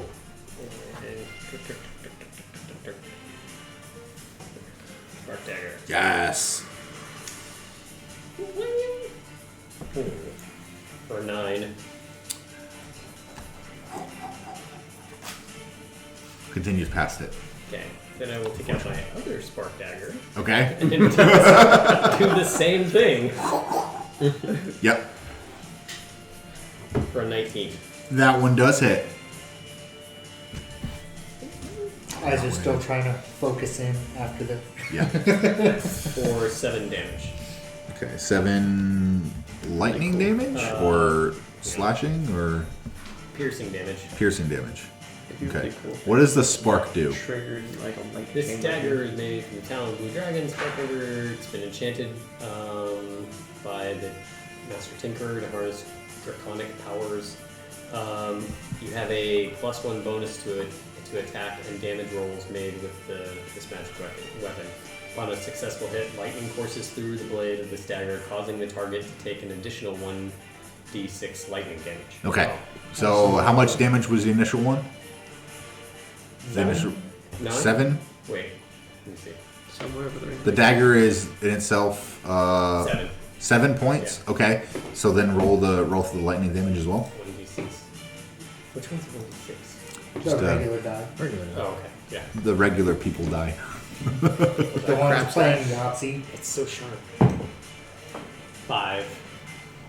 Okay. Let's see what lightning does Good to him. damage. Good damage. Hey, you.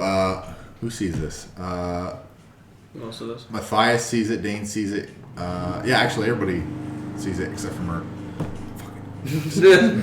That just from Jaxxon, this dagger starts to swirl out and starts to spark with lightning. It impacts, and the whole body of the creature just kind of with a blue, yellow lightning that just courses around it and just a little bit.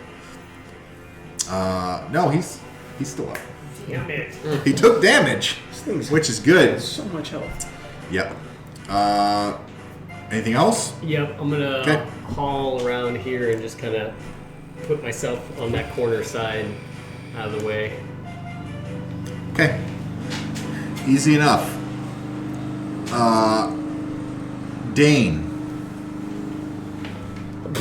Well, I guess the first thing I'm gonna do is I'm gonna cast another second level Cure Wounds on myself Okay. for another solid 2d8 plus 1, Okay. 6, 1, 7 plus 8 points of health. Okay. Yeah. Which is gonna actually get rid of the skull and crossbones on my screen. Thank you. That's not a fail. Stop it. It's being stupid. Right, cool. So now I'm up with 8 plus 8. Great, yeah. And then I can command the dog sled, right? Because I can't find anything in here for the dog sled. Dogs. You can have them mush. Yeah. Okay. You can have them go somewhere. We'll say it's a mount. We'll use it as an improvised mount. However, the dogs are still, they take up a 10, I will say they take up a 10-foot It's radius, yeah. square in front of where the sled is. So that sled is as long as that sled is plus 10. What would you give it movement speed though? Because I can't find anything. Oh, movement speed? Yeah. With the dogs, I'll say 60. A little quicker by themselves as axe beak. Okay. No, we'll keep it. We'll even at 50 because they're pulling the sled. Okay. Yeah. So, sorry, I need to see where I'm at. I'm going. Is it the? Do you want to use? Do you want me to use the front as the box, or where in the 4 boxes I Is fill the- up? Would you like me to use? This is 20 feet long. Yeah, Oh. that's the problem. I'm Yeah, running the into. sled is 20 feet long. Okay. We'll say the sled is the sled and the dogs. Okay. Yeah. Okay. So where the Because front of from this back. stops- Yeah. So Okay. that as big as that sled is the amount of room that you take up Okay. with the sled and the dogs. Okay. Cool. It's 50 feet of movement. So I'm gonna go 5, 10, 15, 20, 25, 30, 35, 40 up to the back end of this axe beak. Okay. I'm going to use an action to get on the back of that axe beak instead. Okay. So I'm going to do that. And then, does that mean I still have 10 feet of movement off this one? Yeah. Okay, cool. I'm going to go 5, 10 right there. Okay. And then I'm going to do what? That's a wonderful fucking question. I'll do as much as I can do. I already used the spell. My cantrips aren't going to do anything. Bonus actions. Yeah, that's the end of my turn. Okay. Kirk. Alright, so I'm gonna move. Ooh. You're within 5. So he's 5 feet above me, He's within melee range. within melee range. Mhm. Okay, so I'll take my rapier, stab at it. Okay. for the hit. That is 12. That hits. 8. So 3 points of piercing. That'll do it. As you pierce into this creature, it'll connect, but immediately the creature will look down at you and just go. Its whole body will explode in shards of ice, and I need you to make a dexterity saving throw.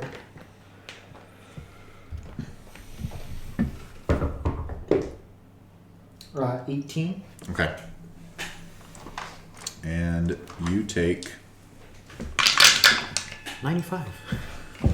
6 points of cold damage, half to 3.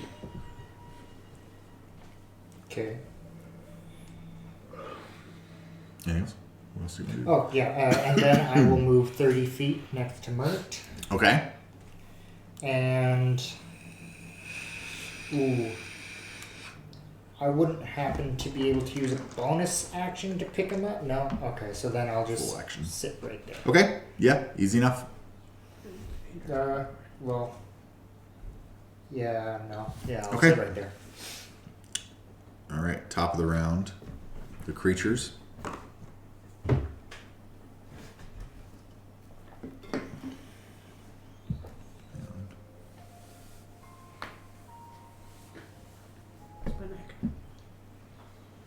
know. It's loud. You're welcome. Sounds like me cracking my neck. It's called Old Bones.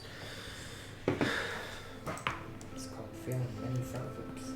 You're just being too hard-headed for my own dude. Okay. The creatures will turn. One will face you. One will face Dane and Matthias. And one will face Jaxxon. Can he see me? Because I'm back behind that shed. It can see the front end of the axe beak. Okay. All three of them will open their mouths and raise them into the air. And brilliant blue light will rise like pillars out of all of their mouths. And as it does, it will... Fucker. It will encompass their eyes as well and start to emanate out through their bodies. All their pores will begin to radiate brilliant light. And in a whirlwind gust of blizzard snow kicked up around all of you in a vortex, the three of them will just explode and just vaporize and disappear. None of you are injured. However, as they're doing that, the light that hits the where the clouds are in the air, you look up. Oh my God! This He's is like the literally at the fucking window. moment. I can see him.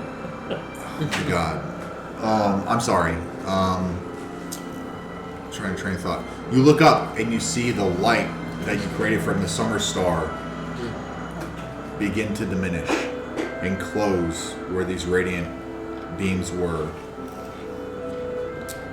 And as the light dissipates, you are once again surrounded by darkness. However, where the creatures were standing, Uh-oh.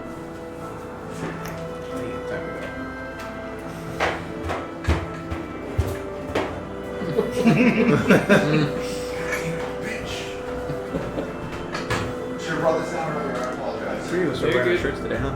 Huh? You're wearing? Nope, you're not. Okay. No, I saw him with his. I was like, shit. I I guess. got mine on. I was thinking about wearing my totally As soon as I walked in, I was just like, fuck. It's next week. Me, DM, I got it. I'm not sure I like what I he's don't bringing down. either. $10 is gonna be Auril. Aren't dead.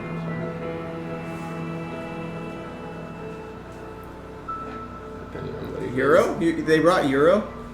What? Oh, never mind. It's not Euro. I was like, fuck, they left us Euro, guys. It is what I think it is. So, in the center, standing, you see a 30-foot tall, large creature with curved, bone-colored horns, a face of an owl, hunched shoulders. Its head tilts and looks around. You can all feel the gaze on you. Oh my. It's the thing on the back of our shirts. There. Yep. The big boy. Facing, Towards the outhouse? yeah. So put it back a little bit. More towards the rocks. You see? Yeah, that's fine. Okay. That's fine. I was hoping to get all of you to be able to see her face. Eyes are glowing, just emanating this blue light. Legs of like a goat and hooked, like hoof fingers with claws. This creature has a almost incorporeal sense to it. You can kind of glean some sight through it a little bit, and it looks at all of you and it says, it seems that the brave adventurers have finally arrived to try and stop me. It's been far too long since I've had a worthy challenge. I have to admit, I've been looking forward to the moment that we sit in now. You see, I have been waiting for this moment for centuries. I have watched as civilizations have risen and fallen, as empires have crumbled, and as countless souls have passed into the great beyond. And her eyes kind of dart down at Mert and then raise to everyone else. And through it all, I have remained, watching and waiting for the perfect opportunity to seize power. And the head just tilts a little and the beak kind of clicks. And now, Icewind Dale is mine. The people here have always been weak, clinging to their meager existence in this frozen wasteland. But I have brought them a gift of eternal winter. With my power, I have brought the land to heal, and all who dwell here now bow to me. But you, adventurers, you are different. You are strong, determined and foolish enough to try and stand against me. I admire your bravery. But I will not hesitate to crush you if you stand in my way. You may think that you can stop me, that you can break my spell of darkness and restore the sun to this frozen land. But you are wrong. My power is absolute. And my control over the winter is unbreakable. You cannot defeat me.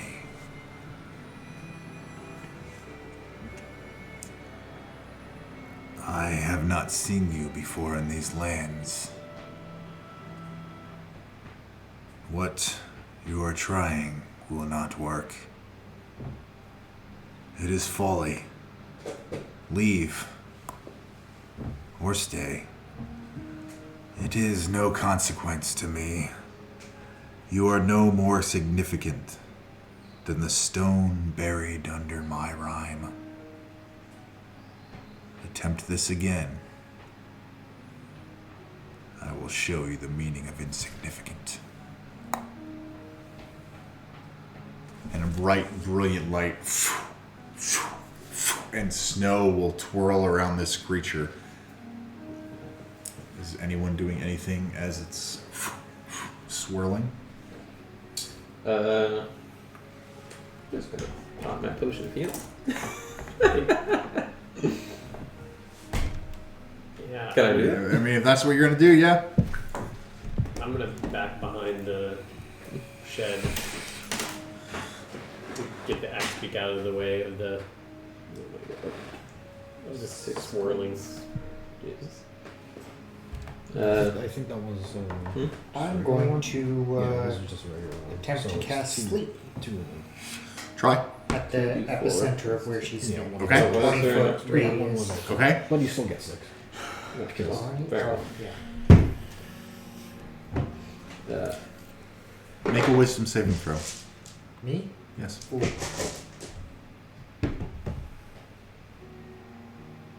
am I looking for? Actions, abilities. 14.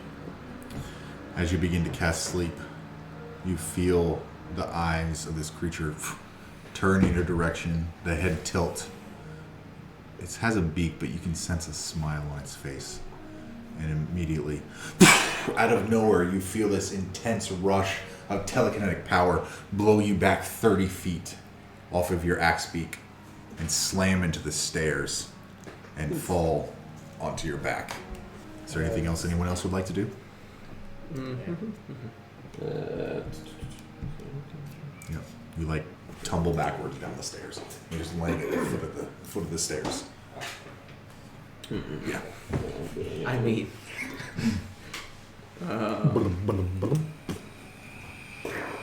And she's just like There is blizzard and wind and light around her as you think she might just be leaving. Possibly. Does anyone want to do anything else? You all see just out of nowhere Kirk just get blasted back. Okay? And as the blizzard swirls, the blizzard pushes out into all of your directions. And you're covered in, I'm not going to give you cold damage or anything. You're covered in snow and whipping against your face, and it hurts and it tears against your skin like ice. And you look back, and once again, darkness fills, and this creature is no longer where it stood. I'm going to take the axe beak and first run over towards Mert and check him.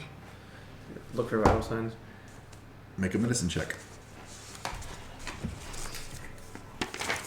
Pretty sure too. It's a 19. You feel no rising of the chest. His body has become almost as cold as the snow. Mert, as you are pulled into, your eyes go dark and they open. In front of you, you see your family with their arms outstretched. Which one? Your entire family Ruin them.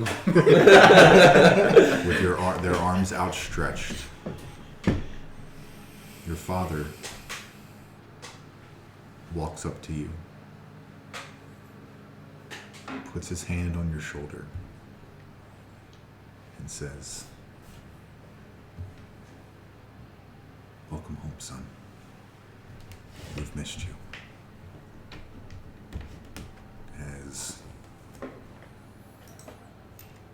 you see behind your adoptive father with his big nose ring, right? Big horns out. Beside him is Bredis, arms outstretched, bathed in white light, smells of freshly baked bread and garlic, welcoming you into something better.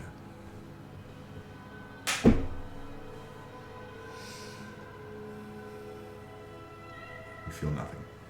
I'm going to look at all of you and say, shout, he's gone. There's nothing I can do. Quick, someone check Kirk.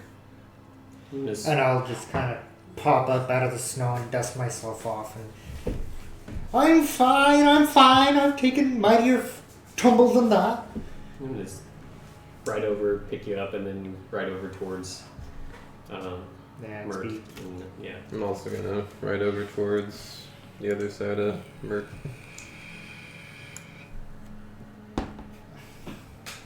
While they're doing that, I'm going to ride over to the dog sled and bring it up to where the body is, so Okay. we can load Mert's body onto the dog sled. Okay. And then I'm going to say, somebody please lead the reins on this axe beak, and I'll drive the dog sled back. I'll grab it. Hey, Because I don't think we need the unconscious token anymore. Yeah. 5 unconscious tokens. There you go. I would probably know if there was a healing person in Good Mead for my travels in 10 towns, right? Have you been to Good Mead? You can have been if you... Yeah. Okay. I've been to each of the 10 towns. Good but Mead? Various. Good Mead, super tiny. Maybe 100 people. Nothing that can perform anything that you're thinking.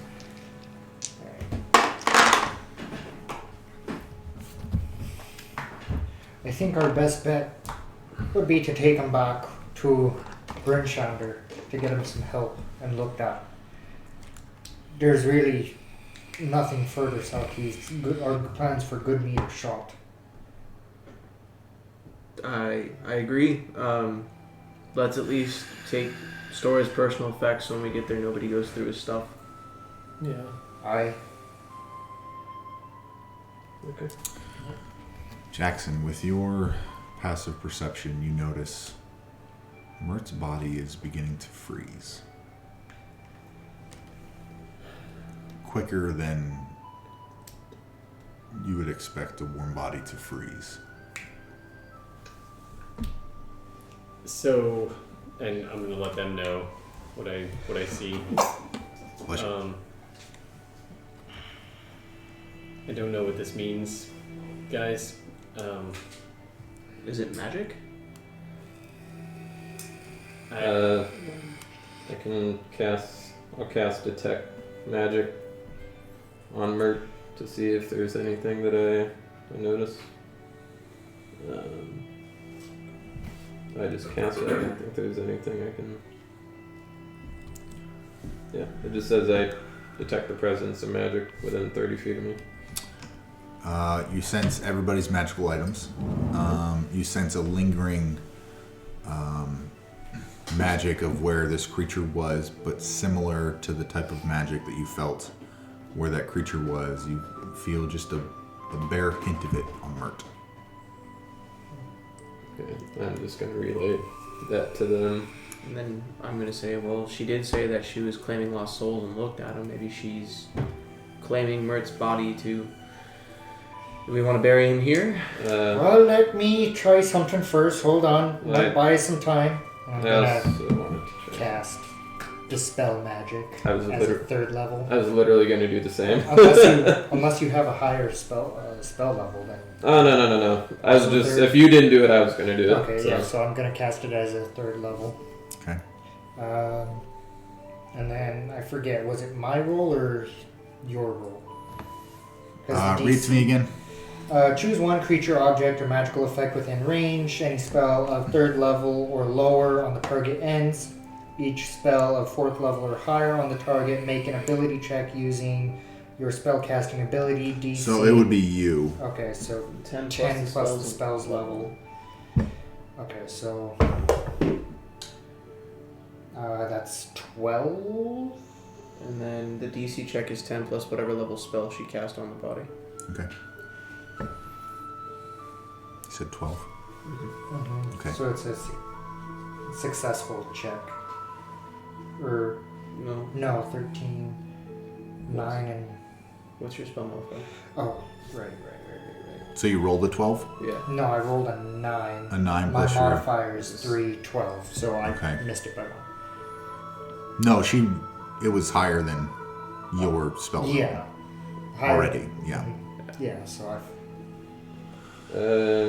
It doesn't seem to you don't feel a dispellation. You don't feel a dispellation. You still feel roughly the same type of feeling. I guess I'll try the same thing.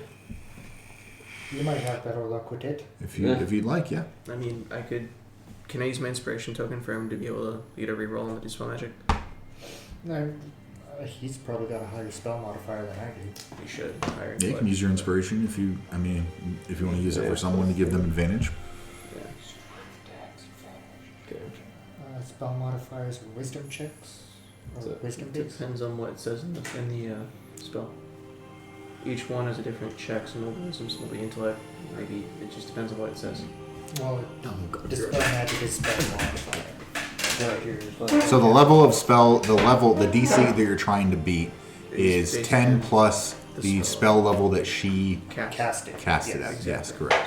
Which is higher than at least 3 levels, so it's at least above a 13. Yeah. Yes. So. But I'm saying, because I have enhanced ability, depending on what his modifier is based at, I can Mine's cast plus that. 3. Well, I mean, wisdom, without the I'm table- assuming wisdom based. Well, without the tabletop, I mean, it's either we cast it or we don't. I mean, doesn't hurt. Better safe than sorry.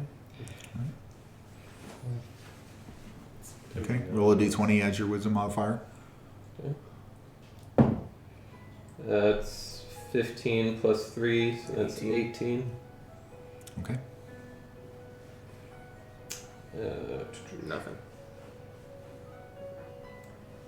So hearing Spell. hearing Dane say she did say that she was collecting souls. I put my hand in my pocket and feel the soul stone. Would I feel anything? Soul coin. Sorry, not stone. Yeah. It is frozen solid. Barely visible, the obsidian color that you see.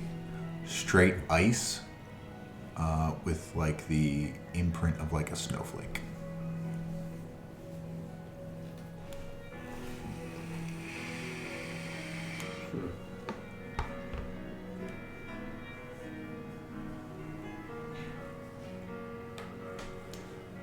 Well, I don't know about you guys, but how far is Brimshander from here? I mean, how long did it take us to get here? Like 5-6 hours? I don't know. About 5 or 6. What time of day is it right now? You haven't spent the night. It is. You left in the morning. Wait, you left midday? Midday. Midday. It's about the evening time, like late evening. I think we ought to make camp here and go in the morning because I don't know about you guys, but I honestly don't know if it'll make it that long.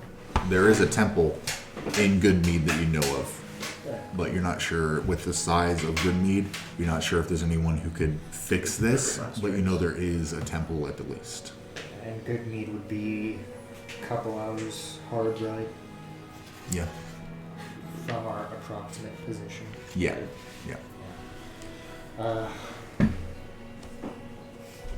Well, we can either camp in Good Mead within its walls, or within the safety of the town. It's a couple hours hard ride, and they might still have somebody in the temple, but probably not. I don't know.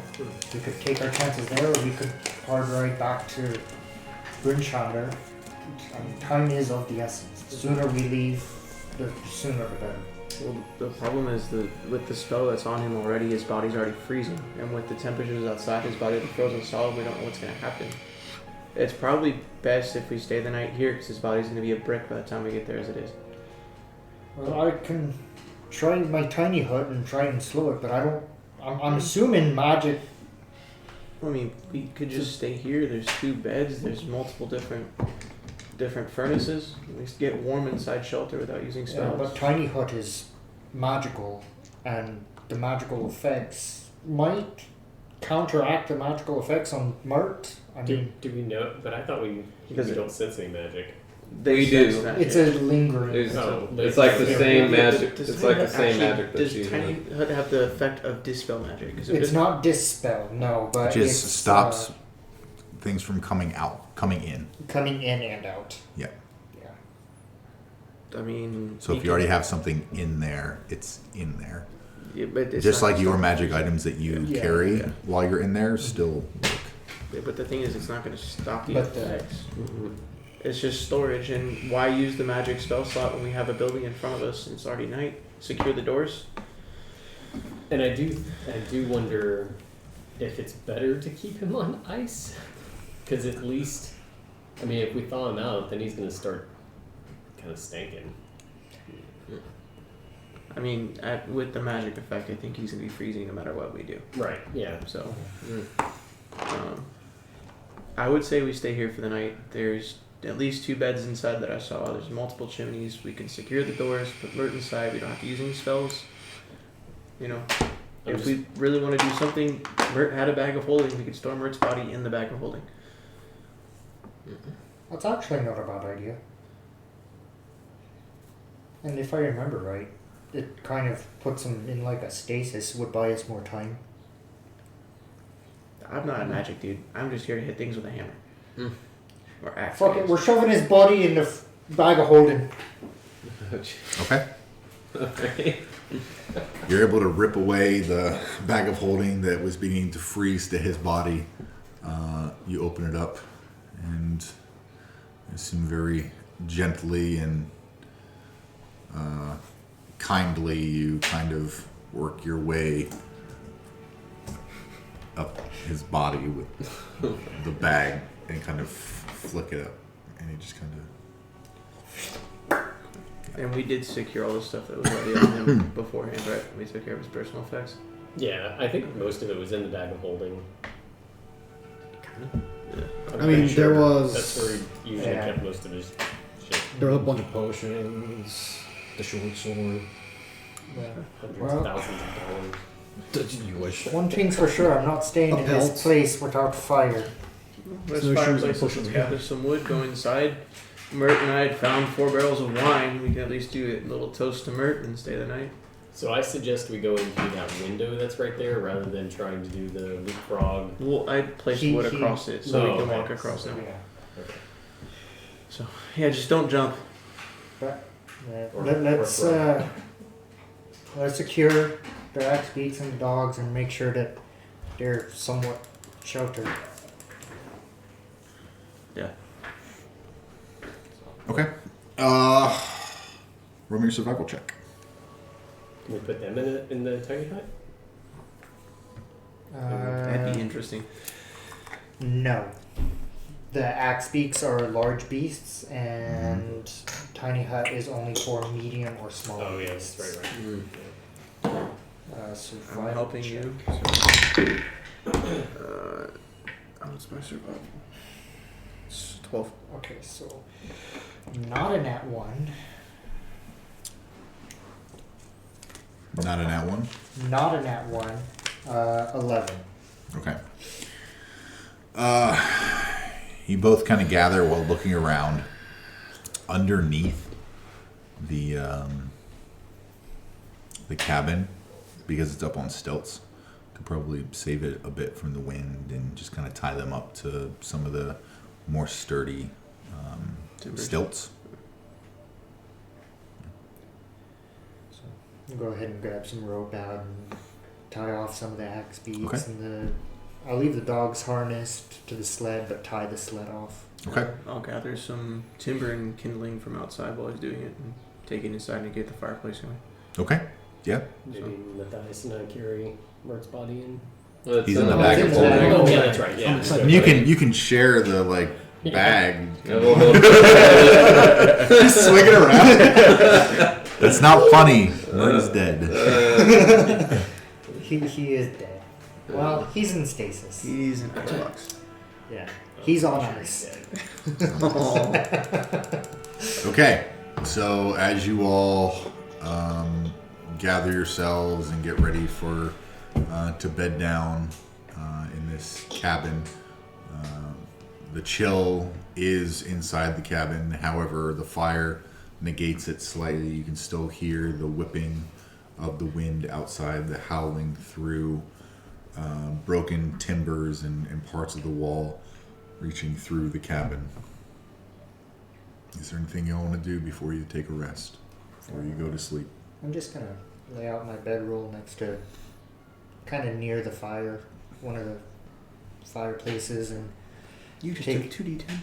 Sorry. And you roll into the fire.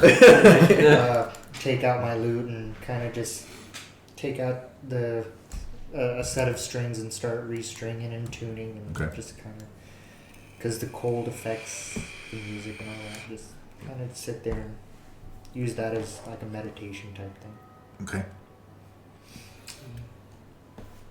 I'm gonna take Matthias, my- what are you doing? Oh, Jaxxon. I'm Go gonna ahead. take the picture that I have of my family and just look at it again, unfold it, and then look over at the bag of holding.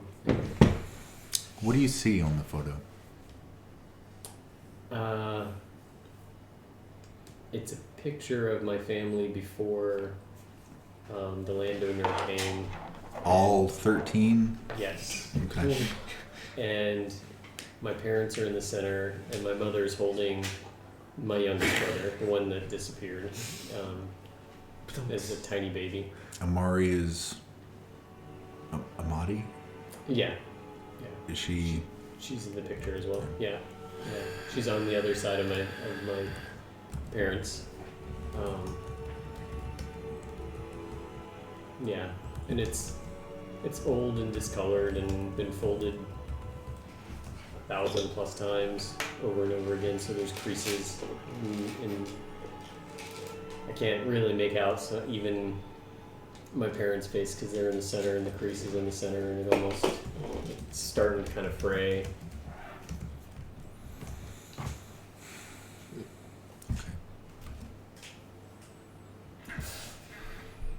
Matthias?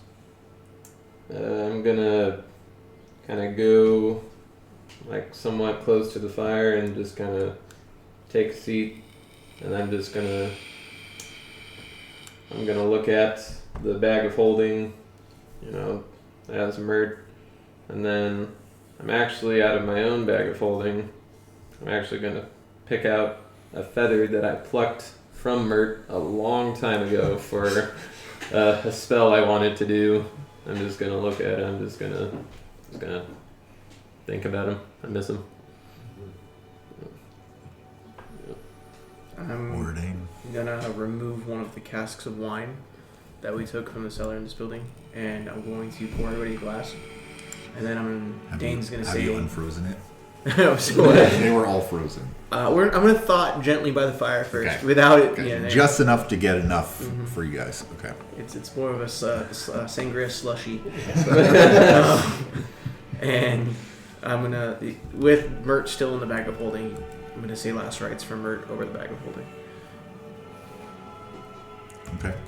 So.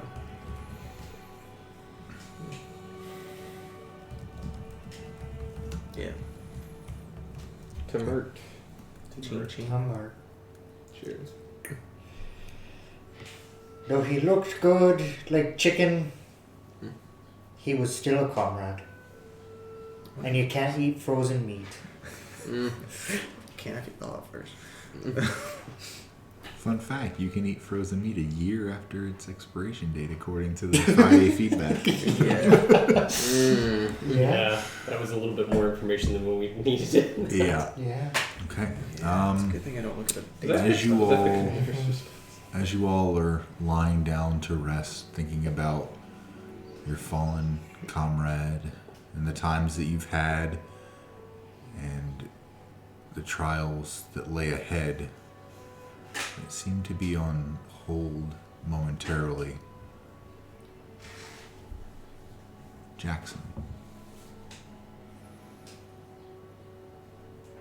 can you make me a wisdom saving throw, please? Uh-oh. Oh dear.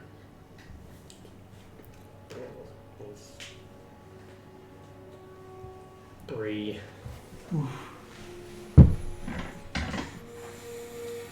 You feel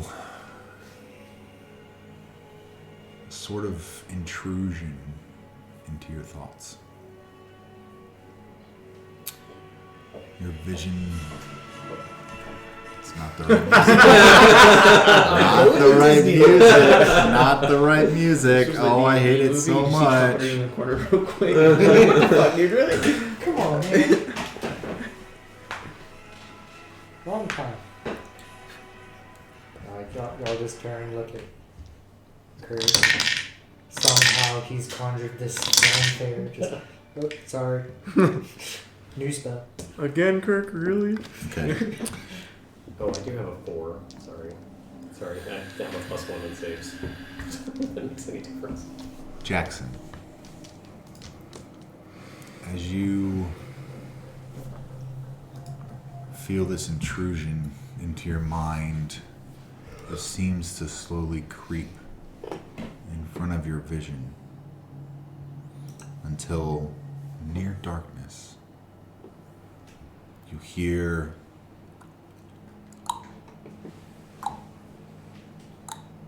dripping of water near you somewhere. You catch just a little bit of torchlight off to your left that illuminates something in front of you. A few feet in front of you, you see vertical bars reaching from the ground to the ceiling about 10 foot high. Stone surrounds you everywhere. Where these bars are, you feel cold, you feel damp,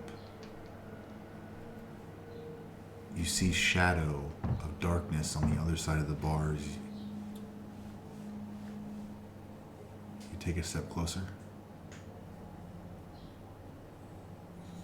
You step closer, and as you start to move forward, that flickering light seems to travel with you and illuminate just deeper into this cell.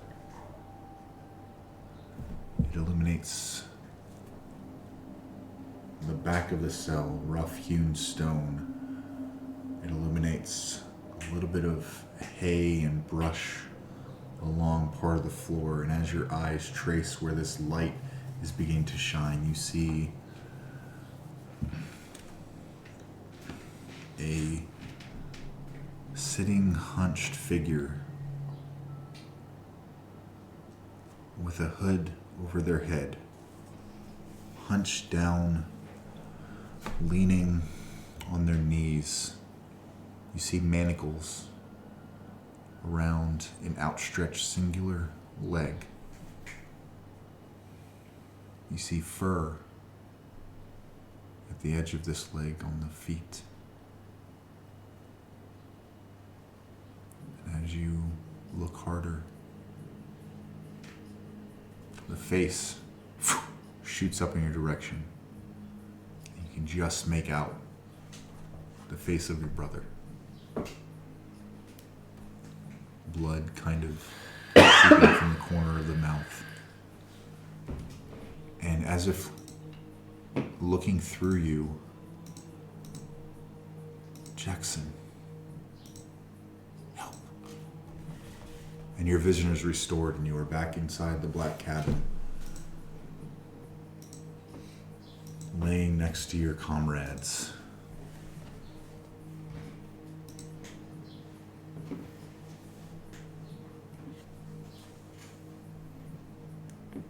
I think I feel very, like I don't know if that was a dream or if it was real or what that was. I think I might be afraid to tell them because I'm not certain what it was.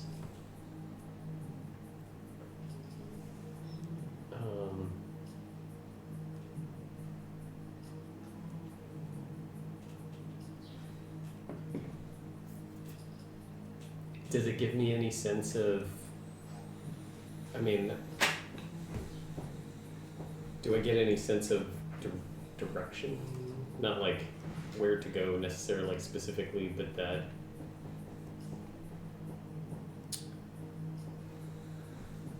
I mean, because I think Jackson's mind is always on finding his brother.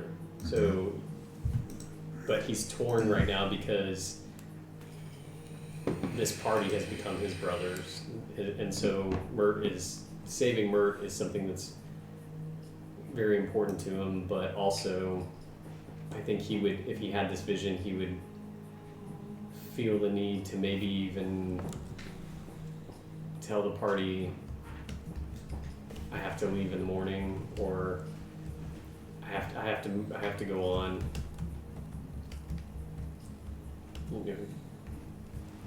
I have to find my brother. Mert, and probably in Jackson's mind, Mert's dead.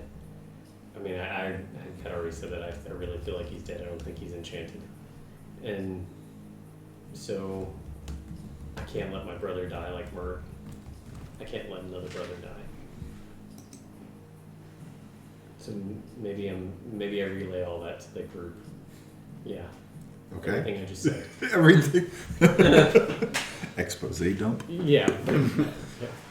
Had to talk it out. Sorry. Before he begins to tell us, you all are kind of just laying there, and then Jaxxon kind of just like straightens up and is like, "You guys, I have to tell you something." Yeah. Yeah. Dane has the same type of concept, right? Because Dane is all about protecting the weak and his family and everything else. So immediately Dane says, I'll come with you, no matter what. However, I think before we leave, if we're going to do this before Mert's taken care of, because I don't believe he's coming back either, we should do something for him here before we leave in the morning. Whether we bury him or not. I think he'd probably like a pyre.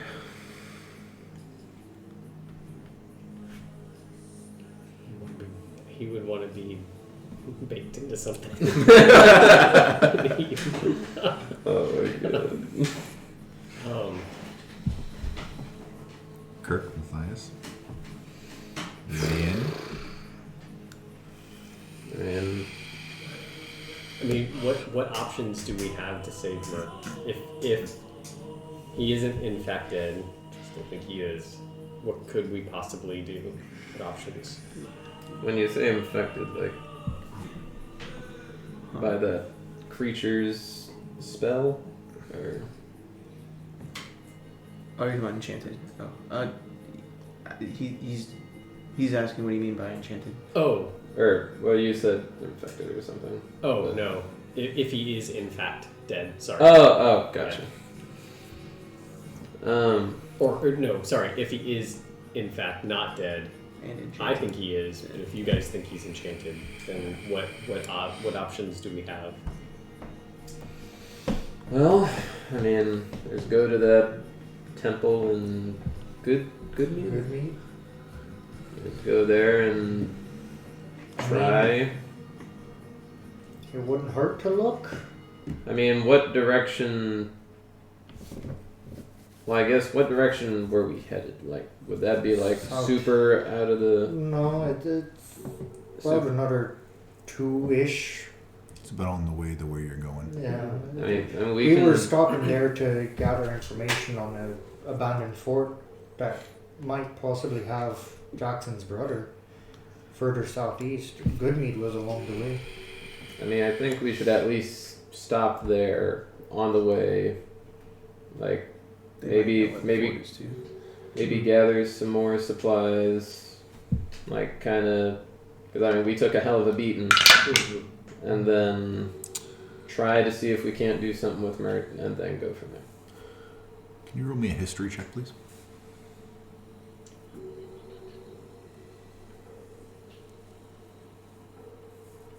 Dirty 21. In relaying everything that you saw, you just pick up that you noticed something else, which didn't really register until now. Barely visible in your brother's hand. It's a very similar looking token that you carry. Not frozen, made of black obsidian. Type material. Yeah. Yeah. We've had this discussion Yeah. before. Yeah. It's not obsidian. You're pretty sure you saw something like that. It may be a trick of your memory, but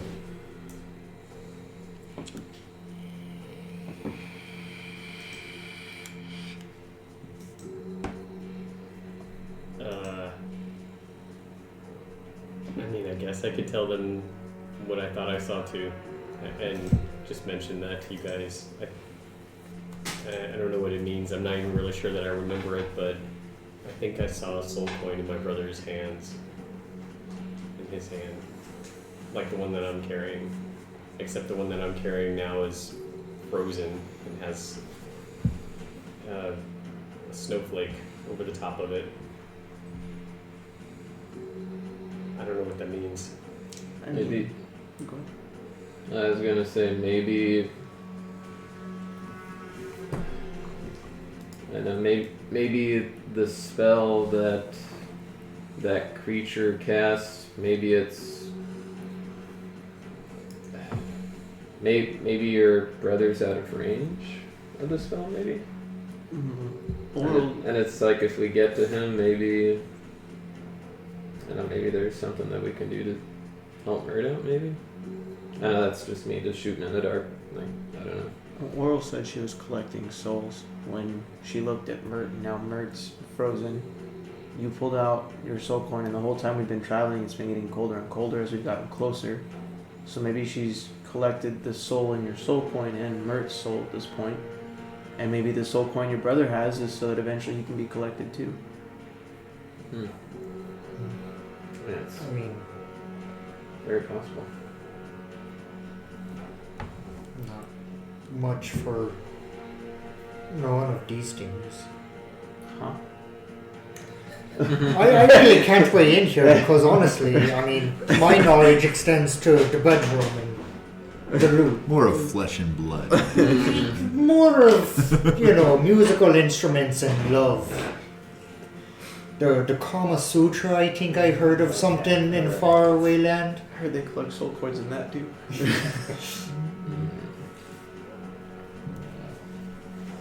Notches and belts is what I heard.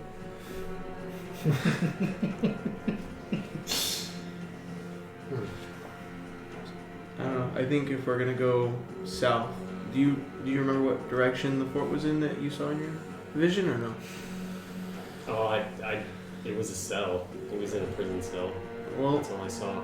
then maybe we should go to Good Mead. We can ask you if he knows of any old forts in the south, and then take care of Mert while we're at it. I don't suppose if I take the soul point out and take Mert out of the bag of holding and just put it near Mert? You could try. Right. Just like pull his head out. It wasn't. Mert's head. No, like just like his head's like sticking out. Like, don't completely take him out. Just like weasel his. His wing pops out. Oh shit! the wing. Run apart. I love how Matthias is inconvenienced with taking all of it out. His head. Well, I mean, it wouldn't hurt to try. What's the worst that can happen? Let's see. Not 3 frostbites and Mephits, never. Yeah, so we Okay. slide Mert out of the bag of holding, and I take the soul coin out and just lay it on his chest. So, Jaxxon, Kirk, and Matthias. Did we get a long rest by any chance? Nope. Not yet. Jaxxon, Yeah. Kirk, and Matthias. As Mert is slowly inched out of the bag of holding to put him in place, the three of you, Dane, you're not quite sure, but the rest of you notice that Mert is even more frozen than when you put him in. And as you put the soul coin on his body,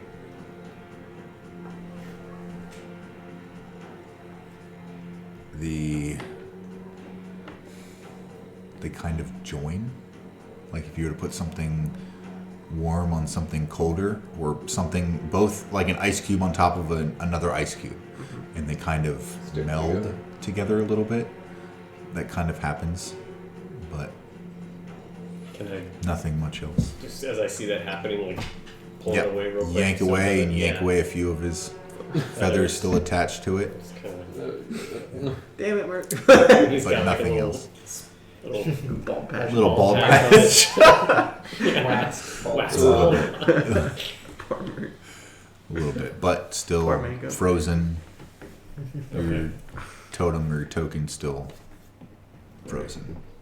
I slide that Mert back into the bag and just Having him out near the fire has not melted him, thawed him, anything.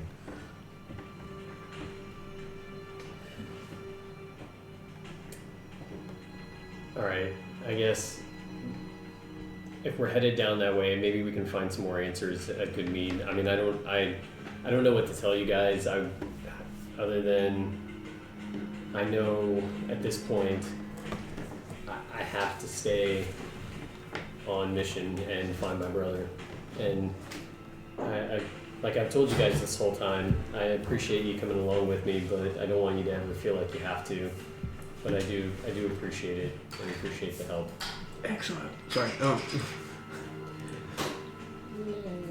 I think we've come too far to just give up and split ways now. Might as well see it through. I just don't want anybody else to end up like Mert.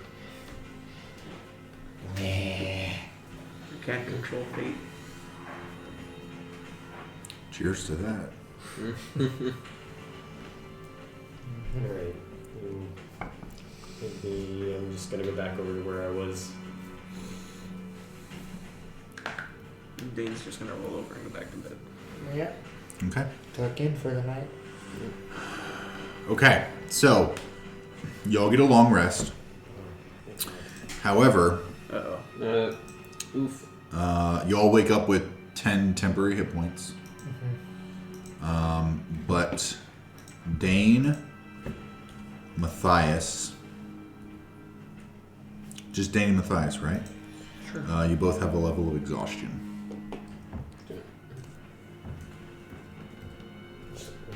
Conditions.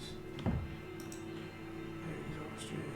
You said we have 10 temporary hit points? Yes, Wait, we still have the exhaustion after the long rest? Yes. I it would be the following. Nope, actually. Depend on the level. Yeah, sure. Why not? You don't have it anymore. Because that was the rest of the day. Yeah. Yep, you're right. You're right. I should have had you put the exhaustion on after After the we fight. came but- back. Yeah. Yeah. Okay. Easy enough. So, you all wake up thinking this was all a dream and a little bit of the warmth of the fire is still there. But as your minds wrap around the inevitability of what has happened and what may still happen or what may not happen, you awake to a new day in the frigid north of Icewind Dale.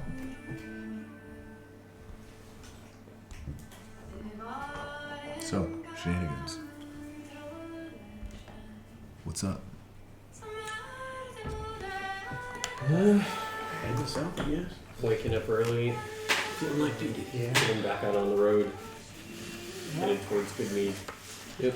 Might as well get that knocked out of the way. Oh, the Black Cabin. That was it. That location hurt my soul. Yeah. No kidding. Not the only one. Literally. Mert. Poor Mark.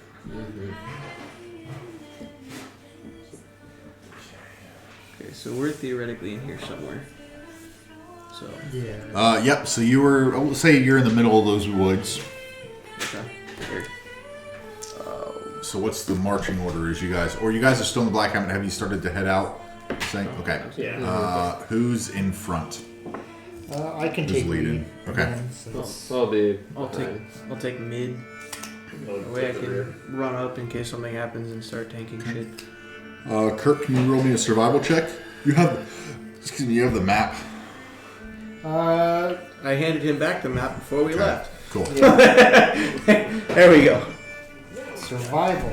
Yes. +4. Dirty.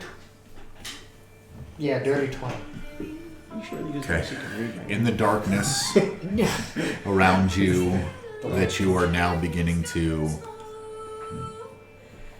as you are beginning to understand and become accustomed to, unfortunately, you set off in a direction that you believe is to Good Mead. For whatever reason, you can feel it. This is the direction. There's no... In your mind, there can't be any doubt. Too much is at stake. So you head off.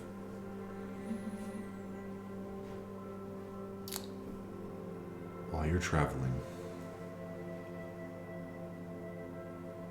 I need someone to roll me a d20. Nose goes.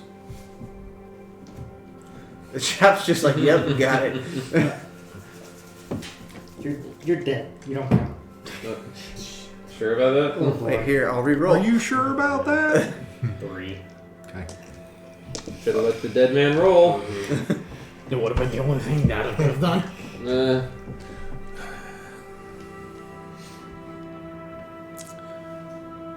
The weather intensifies. Shit. Blizzard that you thought was a blizzard was child's play Oh, great. to what you are feeling now. You have to slow to less than barely more than a walk while you all are hunching close as you're moving forward, barely able to make out the path in front of you. You stay the course. The chill is almost unbearable, but with your cold weather clothing, you're not gonna freeze, which is good. So, I'm gonna yell. Does anybody have rope? I do. While this is going on, over this blistering snowstorm, and say we should tie off each saddle to each one so we don't get lost in the storm.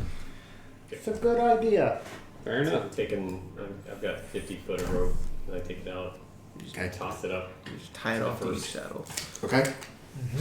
Spend a few minutes, tie everything off, and slowly trudge forward, which is going to add a couple more hours to your time. So for this next point, I need someone else to roll another d20. Anyone got a lantern? Oh, you don't have one out? Okay. I don't have. Every time I've tried to get supplies, we get them So you're pulled just into some trudging shit. through the blizzard. I'm Okay. going off of instinct here. Okay. Roll me another survival check then. I thought you all He's went got a something. lantern. I'm sorry. Though. Okay. You passing it up, I presume. Yep. Okay. Okay, so I'm So you using my have tinder another box. survival. Yeah. So that changes the DC slightly. And I rolled a 15. 15. Okay. Nat 20 Okay. +4. You're pretty sure that you were staying the course where you need to stay, even though it is slow, for the next couple hours. Beginning of the first couple hours, you're not sure when, but you no longer see trees around you. You've kind of gone into an open area. You see scattered trees here and there, but you're not in the thick trees that you once were. The blizzard slightly lightens a little bit. You can see just a little bit further, hear each other just a little bit easier. So I'll kind of hold my lantern out, which, given my size, doesn't do much. But, I'm going to hold it out a bit and just kind of peer through the blizzard and see if I can make out maybe like an indentation in the snow, maybe like a path or road or something up ahead. Any, elevation changes in the snow, basically. Make a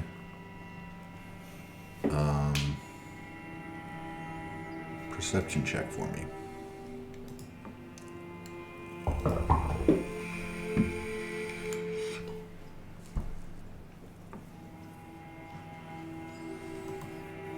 Uh, 16.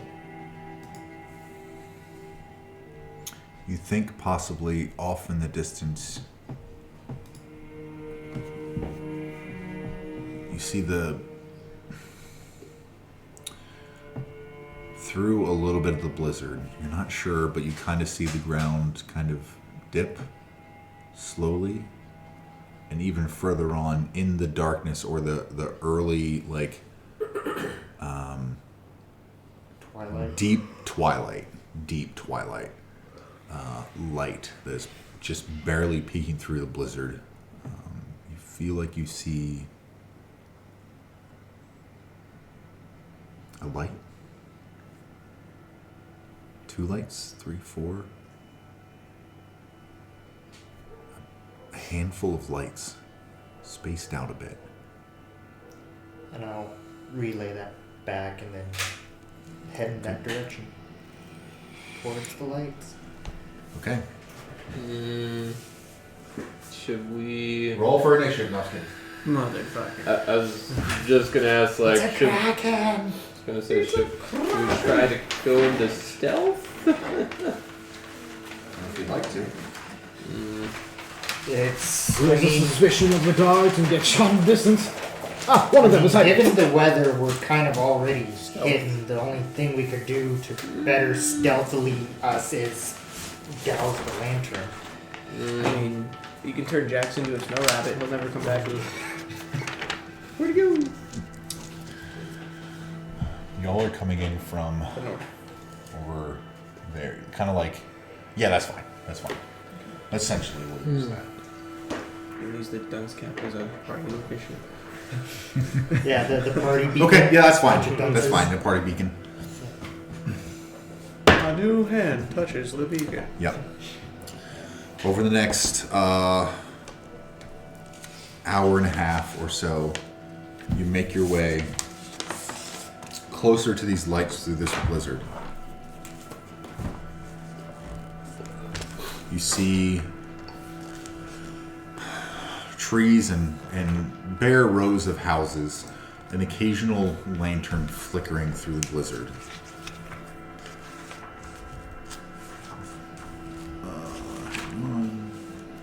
Okay. As you get closer, the blizzard begins to lighten a little more. You can see just past this village of people a river, a lake, a long stretch of water that is frozen over. Just barely remembering, pretty sure this is Good Mead.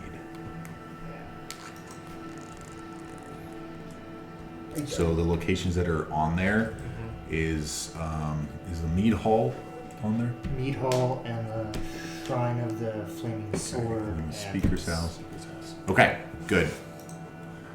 You would remember those general locations. I think we made it to Good Mead, folks. I think we'd maybe stop in at the hall, warm up a bit. Yeah, that sounds good. And ask some questions. I'm assuming there are people there that we can. Well, it wouldn't hurt to look. Yeah. Assuming they haven't gone the ways of Bryn Yonder. I guess at some point, though, we should make our way to that temple. So, Maybe. What would you guys think Well- about splitting up? Some of us go to the hall, some of us go to the temple. Yeah, that wouldn't be the worst thing. I say Dane can take you, Mert, Tim, Mert, and somebody else over there and check in, see if there's a holy man there that could maybe do something, or a magic man. Sure, I'll go. Anybody care to come with? I'm gonna go to the hall and ask some questions. I suppose we should probably hit the inn too and see if the innkeeper knows anything. Well, you only have Mead Hall, which is kind of everything there. Yeah, I'll go to the temple. Alright. think we're set. And I'll untie the rope from my saddle and keep the spare axe beak with me. No, I wind up the rope, put it back in my pack. I'm just gonna take Mert from you. He's on I'm the just gonna dog sled take the with- bag of holding because he's in the bag of holding. Oh, that's what. Oh, that's what I mean. Yeah. Well, I thought he was still holding the bag of holding. Oh, I don't know. I yoinked it. Yeah, it's We're fine. Wherever Mert is, I'm Here gonna. you go. Words with Ding. Here. Okay, Yeah, here you go. here. Thanks. Okay, so the two of you are going to We're going to the temple. the temple. Which I'm assuming is the Shrine of the Flaming Sword. Yep. And the two of you are going to the mead hall. Yeah. Okay. We'll go to Oh, they're right across the way. the temple. You guys kind of split off a little bit. The temple first.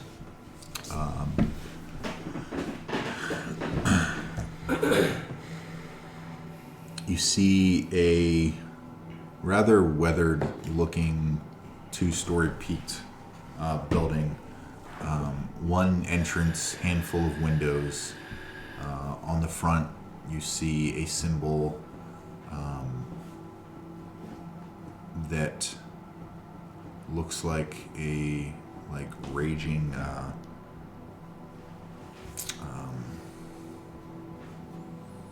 plethora of waves. Outside of it, as you enter, you see just a handful of chairs kind of aligned on the outside of the wall. At the very front, there is a center altar area with like a pulpit. The interior looks almost as unkempt as the weather outside. Lovely. So I'm gonna walk in with the bag of holding, and with Matt, and I'm going to try and find the priest, or at least see what's around me inside. Besides that, Okay. Make an investigation check. You gonna make one too? yeah. Let's see here. That's dirty 21. Okay. I definitely didn't see shit. That one. Mm-hmm. You somehow blind yourself.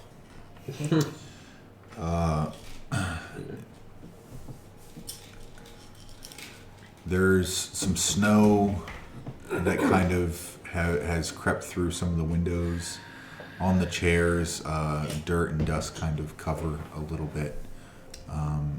You do notice that behind the altar you see a pair of feet just kind of sitting out, like just visible. What time of day is it? It's about 11, maybe midday. Okay. I'm gonna say good morning. Is anybody here? And you hear like a clatter of wood on stone as the feet move a little bit, and you see poke above the altar a head.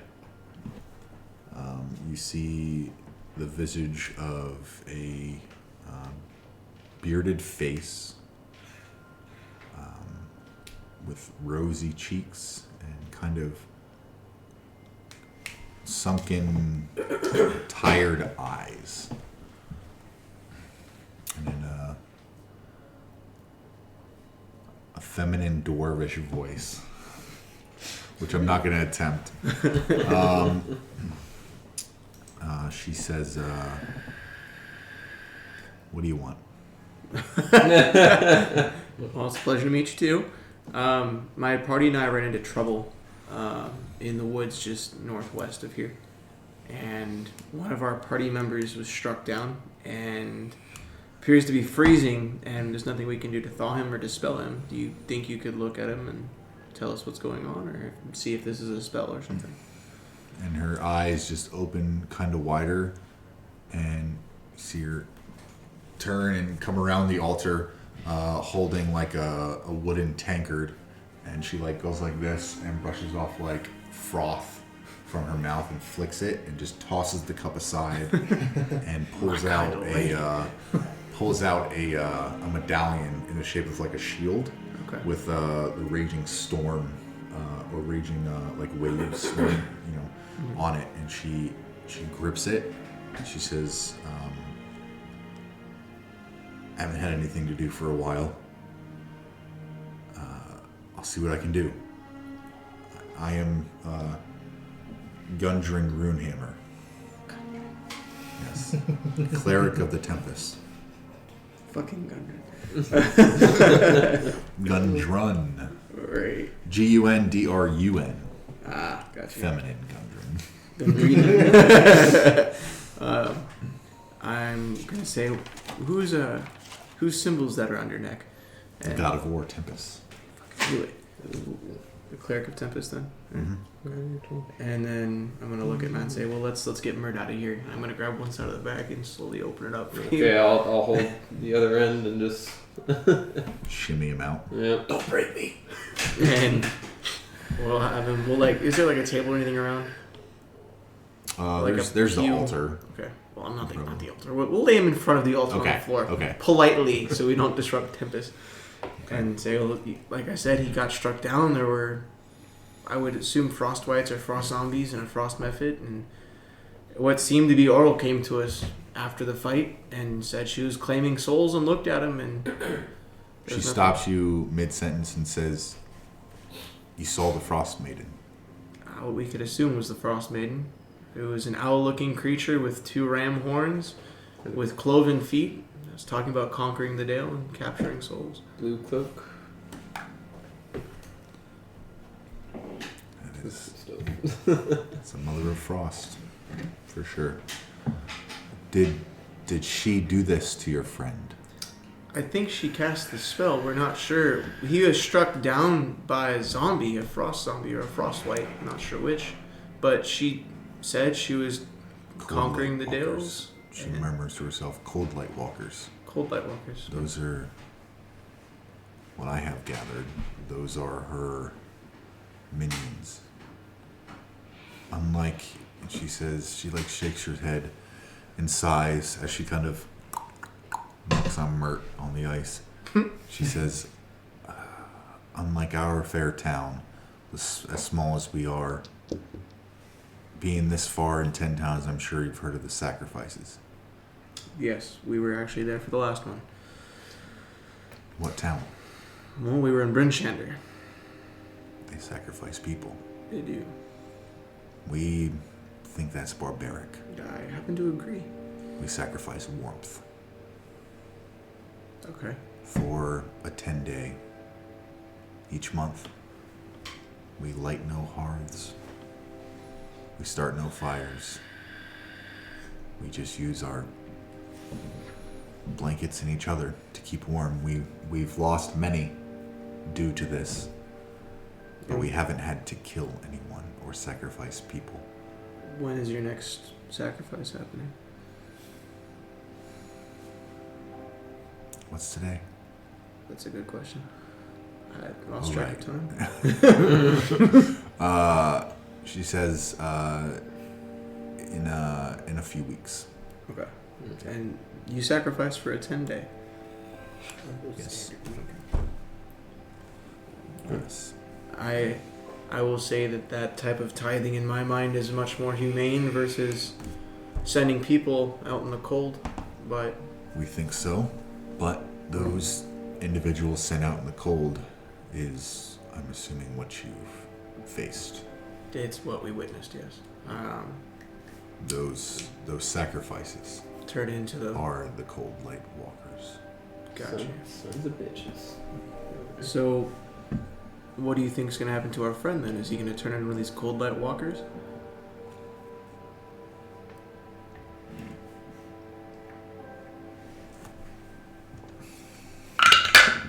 See if she can glean. I've only heard of what happens. I haven't seen them. But when...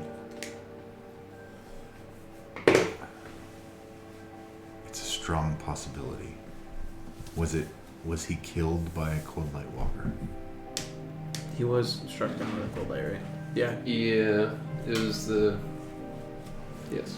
I Yes. believe that he will turn into one of those creatures. What? How far along do you think he is? Then obviously he's a brick of ice, and warmth has no effect. Not far. But great. However, she walks over to where her ale mug was tossed, picks it up, dumps out the last couple drops, looks at it, frowns a little bit, puts it to her side and puts her head down and says, for this to begin the process of the turn, the creature must be dead. The creature that killed him The creature that is to be turned, your friend. must be dead. I am sorry for your loss, but there is nothing that I can do.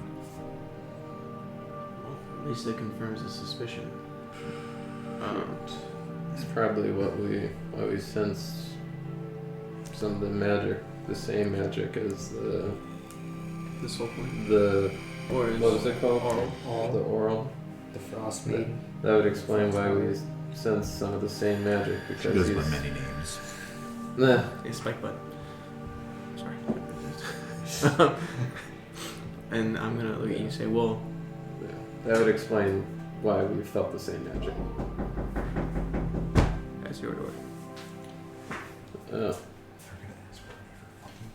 Yeah, it's for the Holy Spirit stuff. I already downloaded, but it's on the 28th, so they're collecting money in Port Machinge. is it? Is that how it works? It is. Yeah. So they. Well, last time they knocked on my door, it was like 6 or 7 o'clock at night. But Oh yeah. I donated it, and then How you they. doing? What happens is they give you some of the Holy Spirit All soup, right. and they give you some meat from the cow too. So, Yes, give me 1 second. Yes, sir. it sounds like a whole party outside. I told you I'd have some before you went back. Yes, sir. Good. Some meat, eggs, done. The 28th. Waiting for you, your family, and your friends. Okay, where is it at? Where's Most of the church area. Oh, okay, right over there? Yes, sir. What? Forgot. Don't hesitate. 28th. It's got a nice big place. We'll be amazing. I'll be Thank there. you very much. Thank you. Thank you. Got it. I need to see what time it is, because I know they said something about 4 o'clock, but I don't know how to look it. Did he ever say what time that stuff's at on the 28th? Nope. Okay. Mm. I'm assuming the evening. Yeah. I know he told me like 4 o'clock, but there was two Sounds different about right. times, like 11 and then 4 o'clock. Because typically you go pick up the soup, and then they have a whole service, and I personally don't want to go There's to the soup? service. Yeah. What kind of soup? It's Holy Spirit soup. It's like a bread base with Oh, broth, okay. and then meat and potatoes and carrots. It's not even a broth. Yeah. There's no broth. It's Yeah. It's Like just the stew. juice. Kind of, but no. Like it's no, literally it's like not even. It's yeah. not even juice. Yeah. It's just literally water, Yeah. and then you just dump everything in. Well, yeah, but the juice from the meat mixes with the water. That's how you get it. Yeah. It's not hot enough. It's not hot enough. close It's not enough. hot enough to make a broth out of it. Either way, it's I delicious. think Gabe's a fan. It's delicious. I love the soup. But it's not really It's soup. not It's No, more but, like no, but I fucking hate people doing that. I just Do you can't have a believe- family recipe for carne verde? Carne verde, right? How do you- Calvert. Yeah, that green soup. Yeah. I mean, not family, but it's like bread is first. it's pretty simple. Yeah, I've seen the recipe. I just gotta find the right type of meat, the right type of sausage and stuff. Unfortunately, Mert's Treason, dead. right? We can't- I know, unfortunately, but yeah, Well, we can. I cannot spill Yeah. my secrets then. Yeah. But about life. Oh wait, she takes her. She says, "Unfortunately, I apologize. There's nothing that I can do for your friend." But was there a is huge one segue. thing. There is one thing that I can do for your friend. Okay. Where we have buried our elderly for as long as this town has been here, we can offer your friend a place of rest? Is that going to prevent him from changing? Yeah, will he like reach through the earth and come and try and murder people? Full on Walking Dead for us?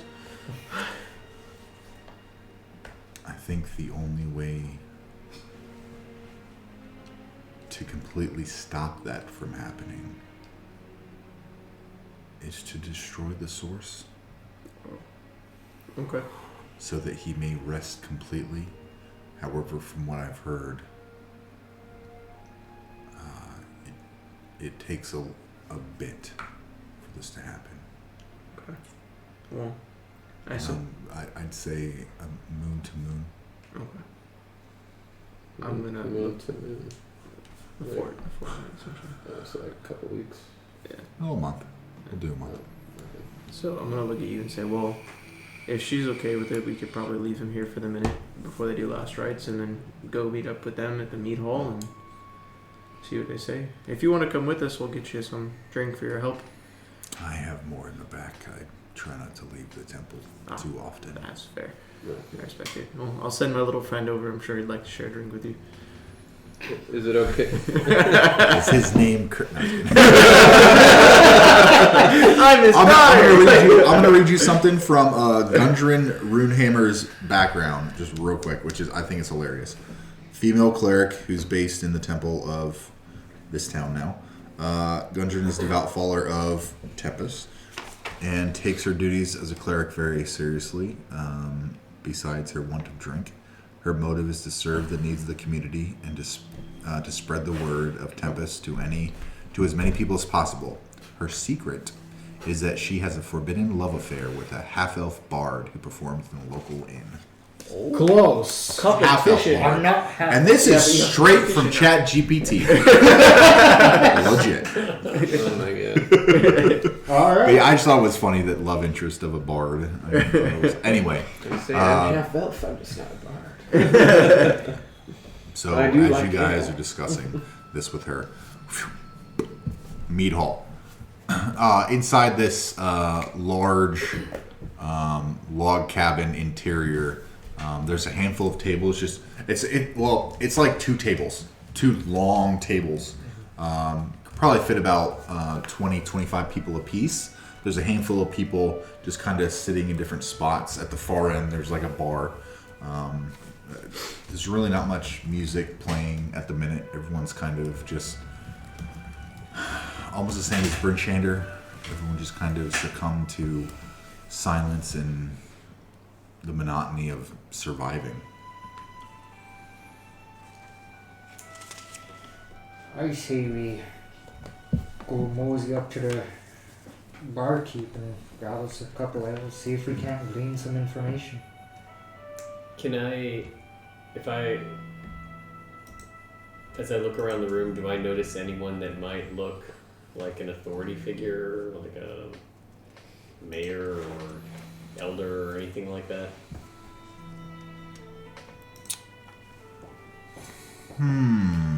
Roll me an insight check. And if Kirk is looking too, he'll probably give you advantage. Nat 20 plus 1. He No. doesn't get me. My mind's on the ale. You see a guy sitting in like furs, kind of by himself up near the bar. He's kind of looking at everyone. He's kind of writing in a little book and watching. Occasionally, he'll just say something to someone nearby. A short, rosy-cheeked, chubby, kind of cheerful-ish a little bit. Is this kind of face looking.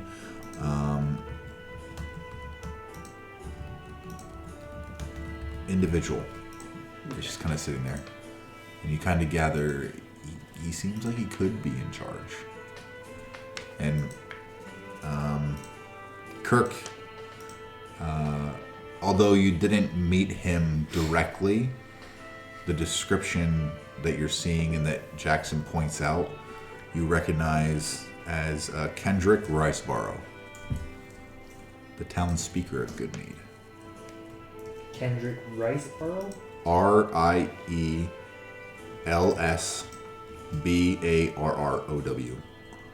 So Rowsboro.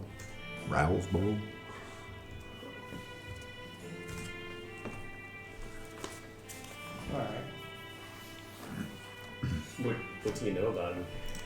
Oh, I mean, I've heard of him. Not really met him though.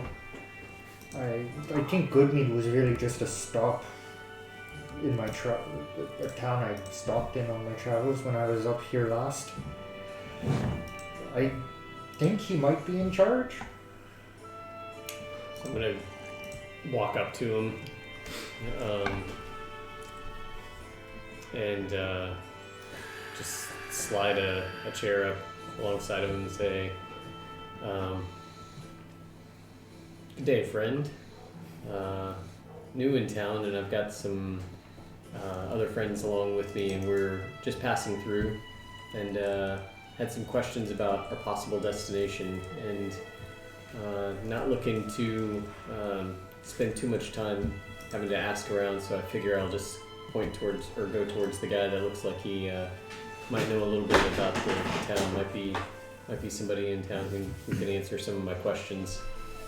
As you're saying that, he kind of like sits up straight, like adjusts his fur.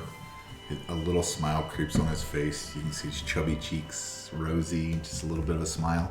Well, you came to the right place, friend. The name's Kendrick Riseborough. I'm the town speaker of Good Mead.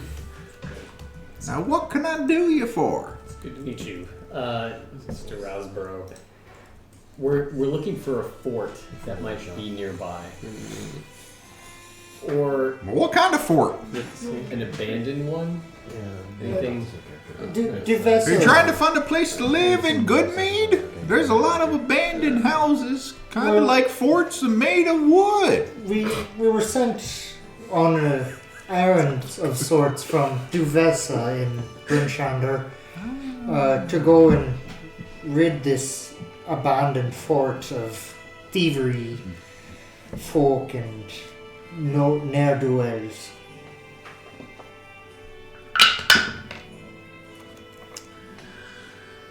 Well, the closest thing I can think of would be the outpost near the spine on the other side of the Red Waters. How far? Why would you want to go there? You can just stay here with us. It's, cold like it is. Family's what warms you. That and our mead. Just stay for a while. Well, funny you should say that, because I'm looking for family, and so that's what would bring me out into such a barren wasteland. Frozen North is pretty barren, but down here in Good Mead, we got the mead that goes for days and warms your heart. Best mead around. I do remember that much. Really good mead. Really good mead. Honeyed, nice honeyed mead. What mead is. Extra honeyed. Yeah, extra Thick. honeyed. Warms the soul. Warm. How about any prisons or jail cells or jails in the nearby area or along the way? You looking to do something fancy, fella? No, I just had a hunch about something, and again, looking. Because we don't tolerate that in Good Mead. I can completely understand why. Not looking to do anything in Good Mead, just looking for, like I said, looking for a family member, and it's possible that they could have gotten into some trouble, and so I just want to check. Well, the outpost, I would assume it had cells, with it being like a fortress outpost. But that's been long abandoned. Sounds like the place we need to go. On the other side of the red water. About how far from here is that? Oh, maybe. What you riding? You walking? We've got some mounts and a sled. I'd say about a day and a half, if the blizzard don't get you. And an ice cube. And you guys kind of walk in. As these conversations kind of happening. If you guys were heading back to meet Yeah, with we them. were. We were. And she was cool with us leaving Merc. There. Yep. I'll kind of see them walk in, and I'll just hold up. Wait a minute. Yeah, five Takes. tankards to the barkeep. Behind the bar, you see Just got Tokyo Drift over here. a burly bartender. There's another like taller human male with like mutton chops and a big mustache that kind of curls a little bit. He like nods, frown on his face, just the way his face is, and he sets to get you all 5 tankards of mead. Just gonna leave her stuff over here. So are you guys talking about the barkeep or you're talking about the town? The town speaker. Okay, We're at the table with the town speaker. So as maybe as you guys approach, I'll say these are some of my other friends, and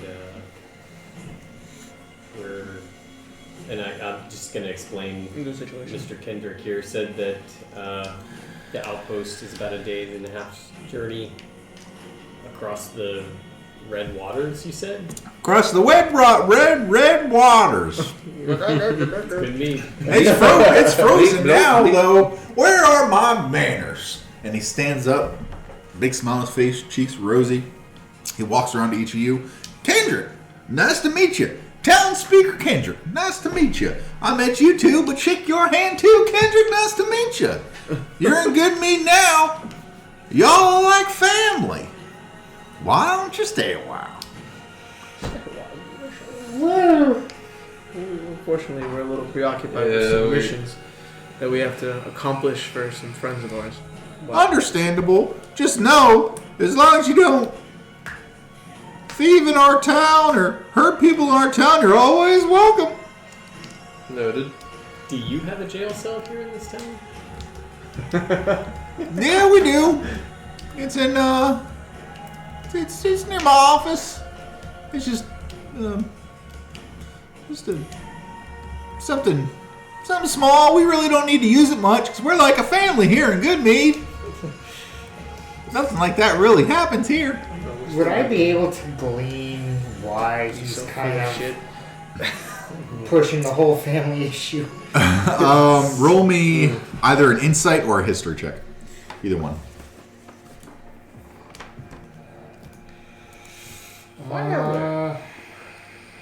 Down here in the crusty crowd. I'm gonna roll history. Okay. Yeah. 14. What you kind of learned about Kendrick in the past, just here and there, because whenever you go to a new town, you hear about the town, but you also hear about where you're gonna go. I'm heading down to Good Mead. Tell me about Good Mead. Where are the best places to earn a coin or best place to busk type thing? A little bit that you've heard.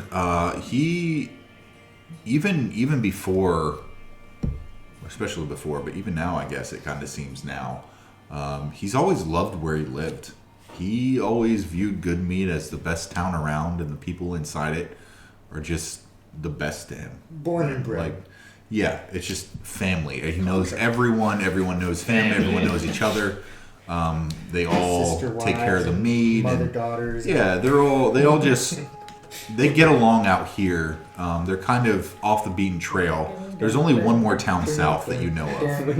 Is Dugan's Hole is the only other town further down. So these guys are pretty out there by themselves.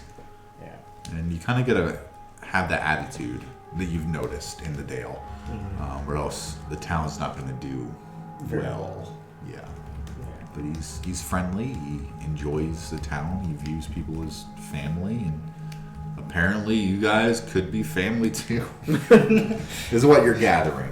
Say I look like that lady dwarf. But he's a nice, cheerful dude. So, Kendrick, as far as getting across the red waters go, is there anything special we need to know in order to do that? You had mentioned that they're frozen solid right now? Yeah, the waters, the red ones, they're pretty, once, the Frost Mother did whatever she did, it froze our waters. We stopped, thankfully, we stopped fishing them knucklehead trouts, and we now trade our mead for good meals, good meat, and friendship. Anything beats knucklehead trout 3 times a day. I can attest to that.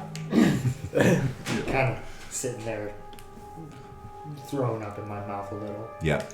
As you start throwing up in your mouth, actually, 5 tankards of mead come out. Ah! My cousin Timmer. Thank you, Bjorn. Yeah. All right. Uh-oh. And then he hands it down, and he turns around and goes back. And Kendrick raises a glass or raises a tankard. Is about to take a sip, and he says, he looks all you. To family. And then he goes, look. If anyone were to drink it, this mead is like a really nice ginger spiced honey wine. Nice. Like a really good, like a little bit of spice, but like extra honey, just like warm and sweet, spiced. A little bit of ginger just to cleanse the palate as you're sipping. It's good. I'm not just sipping. What's that? I'm just gonna down the whole thing. Yeah. Yep. I'm just gonna down the whole thing. Yeah. He gets it. I'll sit there. Assuming it's a regular size It is, tankard, yeah. I'll just kind of be sipping on it. Soup sip it. Yeah. Dave, you say, who brought your kids to work and start chugging? I don't. I'm not drinking it. Does I stand on the tankard slowly? Holding it. Just looking at those times. Is there anyone else in the town that maybe knows a little bit about this outpost other than you? Me? Oh yeah, my brother. Have you guys asked him about bandit problems in the local area? 'Cause we still have to deal with that mess too. Oof. I don't think. Well, from what I can glean, they've not had much from what he was saying about his jail cell. Yeah. Well, yeah, but that doesn't mean they haven't had banditry. It just means they haven't gotten caught. Plus, Good Mead is pretty far off the beaten path. There's not much here. Well, they've got a lot of trade from what I understand now. So, might as well ask. We're here. Well, if you talk to old Shander Froth, an old shield dwarf, lives at the south side of town. He's traveled around a bit. He's not originally from here, but he knows. He travels. He's like family. I'm pretty sure we got that. Yeah. Yeah. Y'all can be family too. Just stay a while. Oh dear. And his rosy cheeks are just puffing out. Big smile, chubby face, chubby little aesthetic. You have a wonderful town, Kendrick. It's a very, very nice place to settle down and raise a family. Well, thank you. Have you had any issues with bandits recently?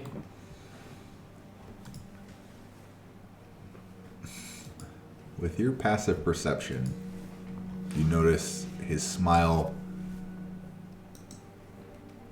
very slightly and almost imperceptibly shrinks a little bit, but then jolts back out. A little. We've had some mead stolen. Not sure by who, But that's besides the point. No one in town does this. It might be the Furbags or something. The what? The what? Everyone here is like family. Okay. On that topic, what would you say to us maybe staying a night for to the tune of a song and dance? Anything for new family. This guy kills me. I guess we've got someplace to stay. Guess I can test the new strings out. I feel like we should ask more questions about the thieves because he clearly didn't want to talk about it, which means there's got to be more. Family! Family. I'll walk to a opposite corner and kind of just start plucking away, try to distract the rest of the people while these guys handle family guy. I'm gonna head over towards the bar and talk with the barkeep. I will follow you to the bar and listen to you talk to the barkeep while I get some more ale. Roll me a performance check. One more ale is 2 silver. Okay. As they're getting up, I'm gonna slide up to and hand my ale over to Matthias. Oh. So we can double fist it. You just saved me 2 silver. Thank you. And I'm gonna walk out. Okay. So walk out. Dirty 24. Okay. One hell of a song. You're playing for family. It's good. It's good. It's grabbing everybody's attention away from the bar and the town speaker. You're up at the bar? Mm-hmm. I'm gonna... First off... Burly barkeep Bjorn. Bjorn's human, I'm assuming? Yep. Okay, cool. No, he's a half-orc. Done. No, it's full time, baby. No, it's whole 4. No, so I want to ask the barkeep about the robberies. See what he might know. I'm interested. Say hi. I'm Mordain. I'm here with my buddies. We just are into some trouble on the way through. But we're looking for a couple things. We're looking for my friend's brother. He being held captive somewhere. Never seen him. Well, we're looking for an old abandoned fort. But yeah, I don't know if you might know anything about that stuff out here. There's an outpost south. Okay, fantastic. I know. What about robberies? You hear anything about that around here? And he glances over at Kendrick, who kind of is looking over in your direction. He says, there's been some... Our mead's kind of been going missing a little bit.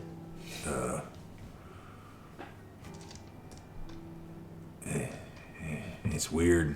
I mean, on the trail, bringing our meat, it's coming light. The delivery. Okay.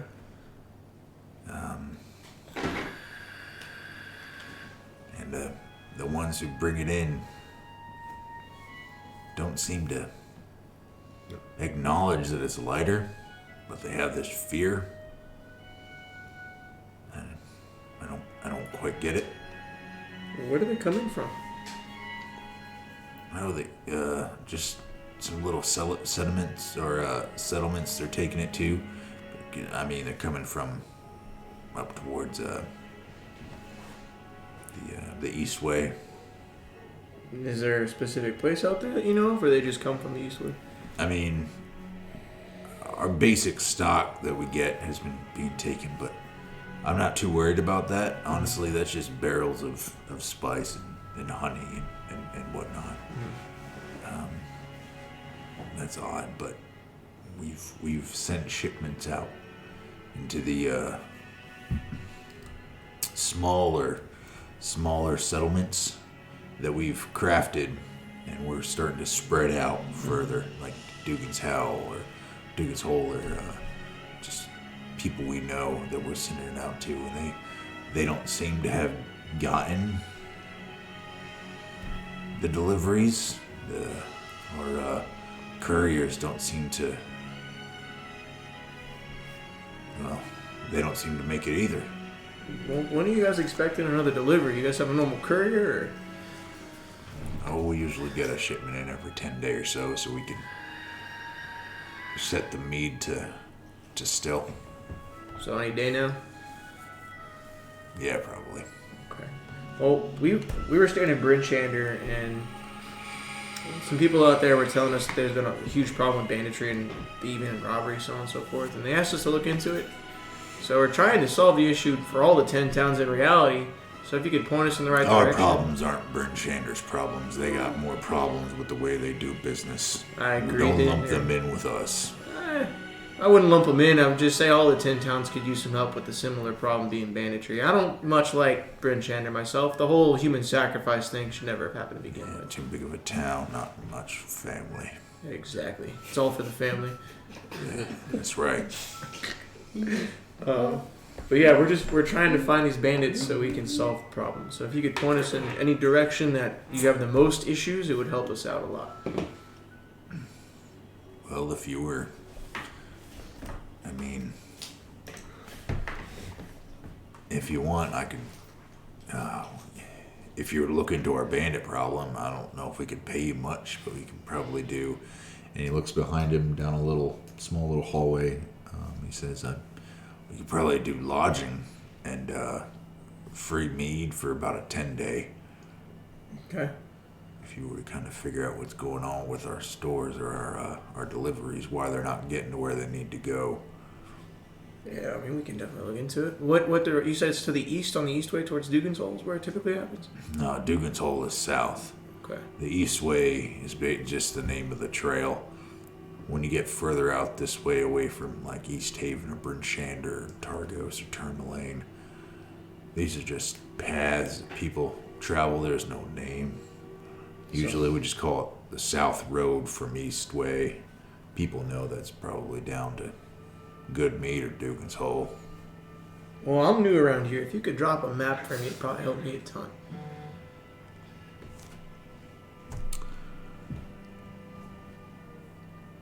All right. Cool. And then I'm gonna tell him that we. And it roughly looks like the map underneath this map. Fantastic. Just this a portion like around Good Mead with like East Haven and the East All that Way. extra stuff. Yeah. And then I'm gonna say, well, while we were out and about, we happened to find ourselves some kegs of wine.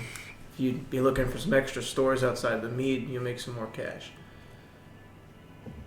That shit's piss water. Sounds good. I'll take it with me. No worries. I'm just gonna lean over and be like, Don't give away your wine. And I'm gonna whisper to Matt, "Don't worry, I'll save you a casket." And then with that, I'm gonna head back towards you guys. Okay. You're playing. Jaxxon, you stepped outside. What are you doing outside? So I'm going towards what I believe is Kendrick's office, and I'm gonna break in. oof. Oh shit. Okay. So, Okay. while seeing that he'd stepped outside, walking back from the barkeep, I'm gonna stick my head out the door and say, "Hey, come back! I gotta talk to you guys. Where are you going?" Who? The group, so we can tell them about. I'm playing. He's in- still there. Matthias is like Right with next you. to him. But Yeah. he's outside. He already so- went out. Yeah, so I'm sticking my head out like, "Come back! I gotta talk to you before you disappear on me." You're already gone? Okay, he's already gone. Oof. Okay. Well, I tried. So, You just stick your head out, just like, where'd he go? in which case, I'm gonna head Do you want back to move to the temple and help her get the rites done for Mert before finding a Benderakin. Okay. You heard all the conversation with Bjorn Mm-hmm. that he was having? Okay. Yeah, it takes a little while spending the time to perform what you need to perform and getting his body ready for burial and just helping her out. She appreciates it. I'm gonna, before anything else happens, I'm gonna pray to Lathander over his body. Give him some type of blessing. Hopefully it helps prevent him turning into a white light walker for longer. Okay. Roll me a religion check. I got you. Come on, be good, be good, be good. I jinxed the shit out of myself, didn't I? 7 plus what? That's a dirty 11. Okay. Very dirty 11. Thunder might have listened. I'm not Fantastic. really sure how communication with this new deity works. Mhm. So you're more used to clerical communication than Everything else. politic communication. I like it. Jaxxon. Yep. So The doors are locked. You gonna pick the locks, or you just gonna jump through like a Yeah, window or use something? my- Thieves' tools. Yeah, I mean, can I check the windows to make sure that they're... Everything's locked. Oh, okay, Yeah. yeah, then I'm just gonna use my thieves' tools to... Okay. Let's go Get full, inside. full send. Give me a thieves' tools roll. What would that be? All fixed. It doesn't have a... Give me a sleight of hand Okay. and add your proficiency bonus. Yeah, it was just like one leg. Plus 3, 20, 23, 30, 23. You stick the picks in and pop the lock. Door opens. Free money. So I'm just gonna... What are you looking for? Anything that might be of help about what's going on with the either the bandits or the fort, or just anything that I might be able to find. And I want to look in the jail cells, just because I can't get out of my head my brother sitting in the jail cell, so it doesn't matter whether it's the fort or not, I just have to check it out. Okay. And something bothered me. When he said that the bandits, he said that they were fur bags. Fur box. Verbags. Fur bags. Okay. Verbags. And then, I don't know what that is. I guess. So that's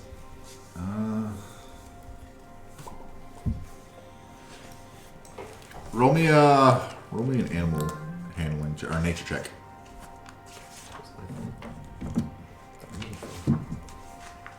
four. Nope. You're not sure. It sounds like some sort of creature. Yeah. You're not really sure past that. Okay. Walking in or creeping in to this area, it's kind of like a small town hall with like a main entryway with like two like wooden doors that lead further on that are kind of ajar. Inside there is a small little like circular bit of like chairs. At the very end is like a speaking chair. It's like a larger chair. As I'm looking around, I'm gonna go into stealth. Okay. Just in You roll me a case. stealth check. 13. Okay. You think you're okay? Okay. As you walk in, you don't hear anyone, you don't see anyone. You do see in that main room where the chairs are, off to the right is like, it's kind of like an alcove with like bars built into like hardwood with like a lock on it. So like a Mayberry type jail. Yeah. Okay. Yeah. Essentially, yeah. Um, It doesn't look the same. Okay. Okay. So I think maybe I'll just turn around and walk out and see if I can go down, if I can find that guy who was talking about. Okay. I can't remember his name. Shander Froth. Shenanigoons. Yep. Yeah. Okay. Roll me a survival check.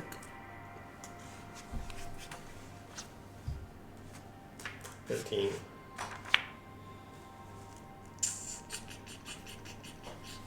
Kind of going to house a little bit. You hear someone yell, say the name Shander to like someone else. And you see like two dwarves, one with a really like red beard, the other one like a red beard and like male style clothing, and the other one red beard with like a frock and like a those bonnet hood things inside of a house. Yeah, they're just kind of like sitting, I want to say on a couch, but not really. Just Yeah. like, you know what I mean? Sitting around a little Yeah, table.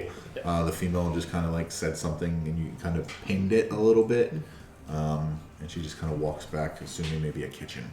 Okay. So I'm just gonna go up to the door and give it a knock. someone walks up to the door, opens it, and you see this individual with red bearded sheared dwarf auger. Okay. Yeah. The red bearded dwarf opens the door and says in a dwarvish accent. He says, can I help you, friend? Yeah, are you Shander? Who's asking? Name's Jaxxon. Traveling through town and was just up at the hall and talking to Kendrick, and he mentioned that you were well traveled as well. And where we're headed, I just would like as much information about it as possible. And he said that you'd probably be the guy to tell me. We're headed to the outpost, the abandoned fort. He looks back, he glances back, and he replies to you in Thieves' Camp. What's a member of the Shadow Network doing so far north? You rolled a nat 20 on that fucking insight shit. Whoa. Yeah, I Nice. was like, yep, this is happening. Okay. I'm looking for my brother. And I can't quite explain it, but I think he's in a prison cell. It's possibly somewhere in that abandoned fort.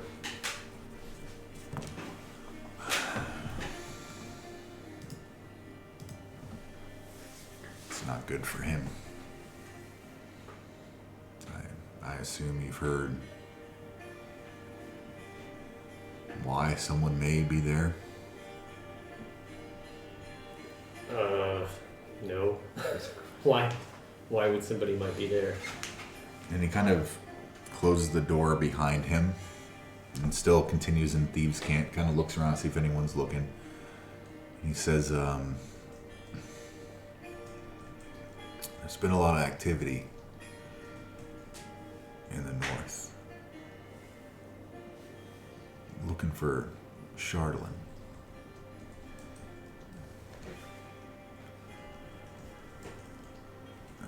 Are you familiar with Chardlin? No, I don't think so. It's a very special. I can't say gem or rock. Very special material. It's confused with obsidian sometimes, but I guess if you haven't heard of Chardlin, you haven't heard of the shards. You'll see occasionally if you travel the Dale, you'll see large black crystal looking shards just sticking out of the ground out of nowhere. 150 foot tall, large shards of this Chardlin. They have magical properties. Apparently they can harness magic and keep it within. But what I've heard is that it can corrupt. But word says that some are looking to mine the Chardlin, to find it. To do what with, I don't know. But rumors are that outpost, one of those, I don't know if they're looking there, or it's just where thems that are looking are. So if people get caught mining the Chardlin, what happens to them?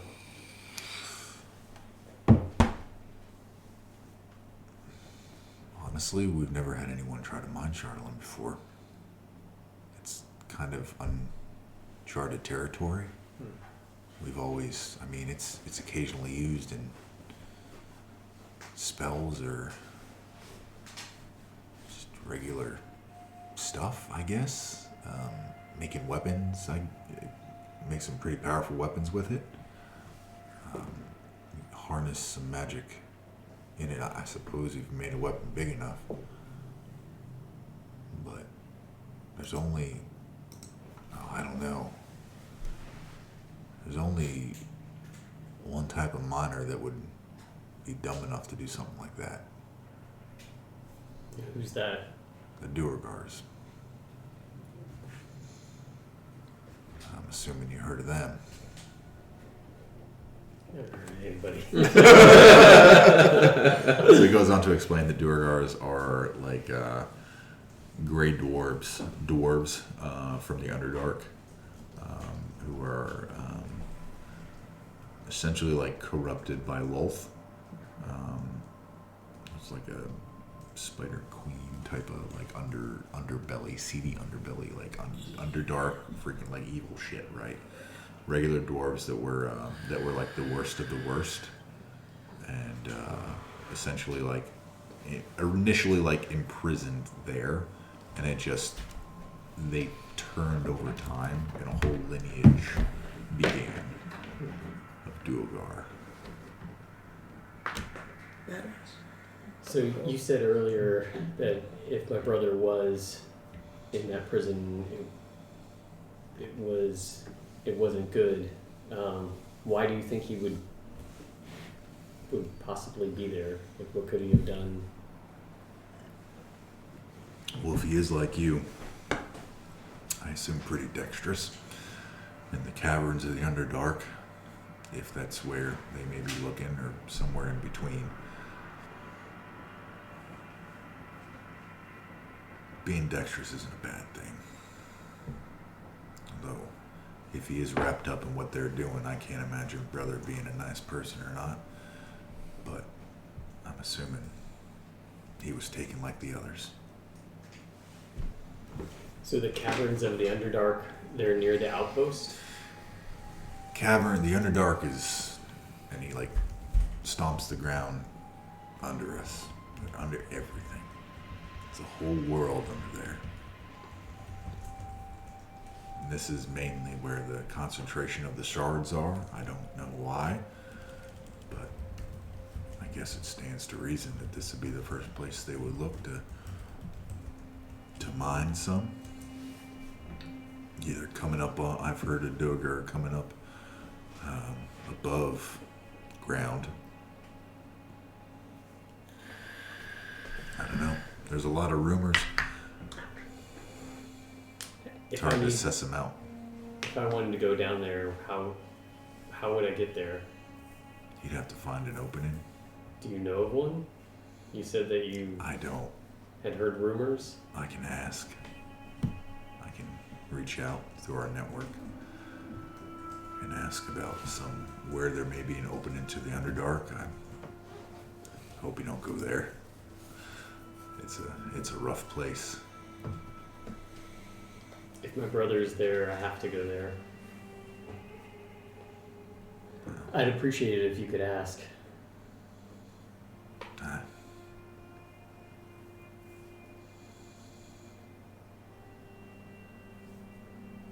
He nods, and in common, he says,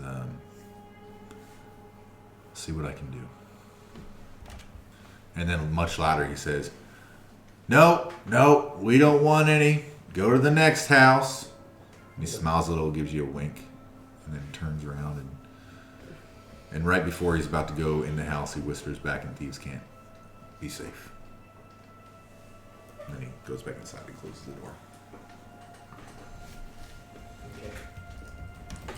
Boy, aren't you glad you're the one who went and talked to him? Alone, too, so we could have that conversation? Jesus Christ. So, as Jaxxon is leaving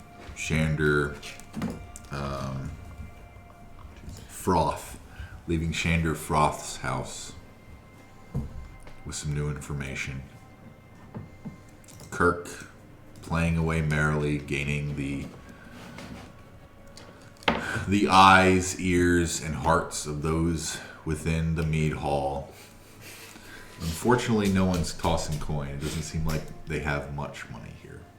But they do become in better spirits, and the mead is flowing, which leads us to Matthias enjoying the mead that is flowing. Dane helping with the last rites of Mert.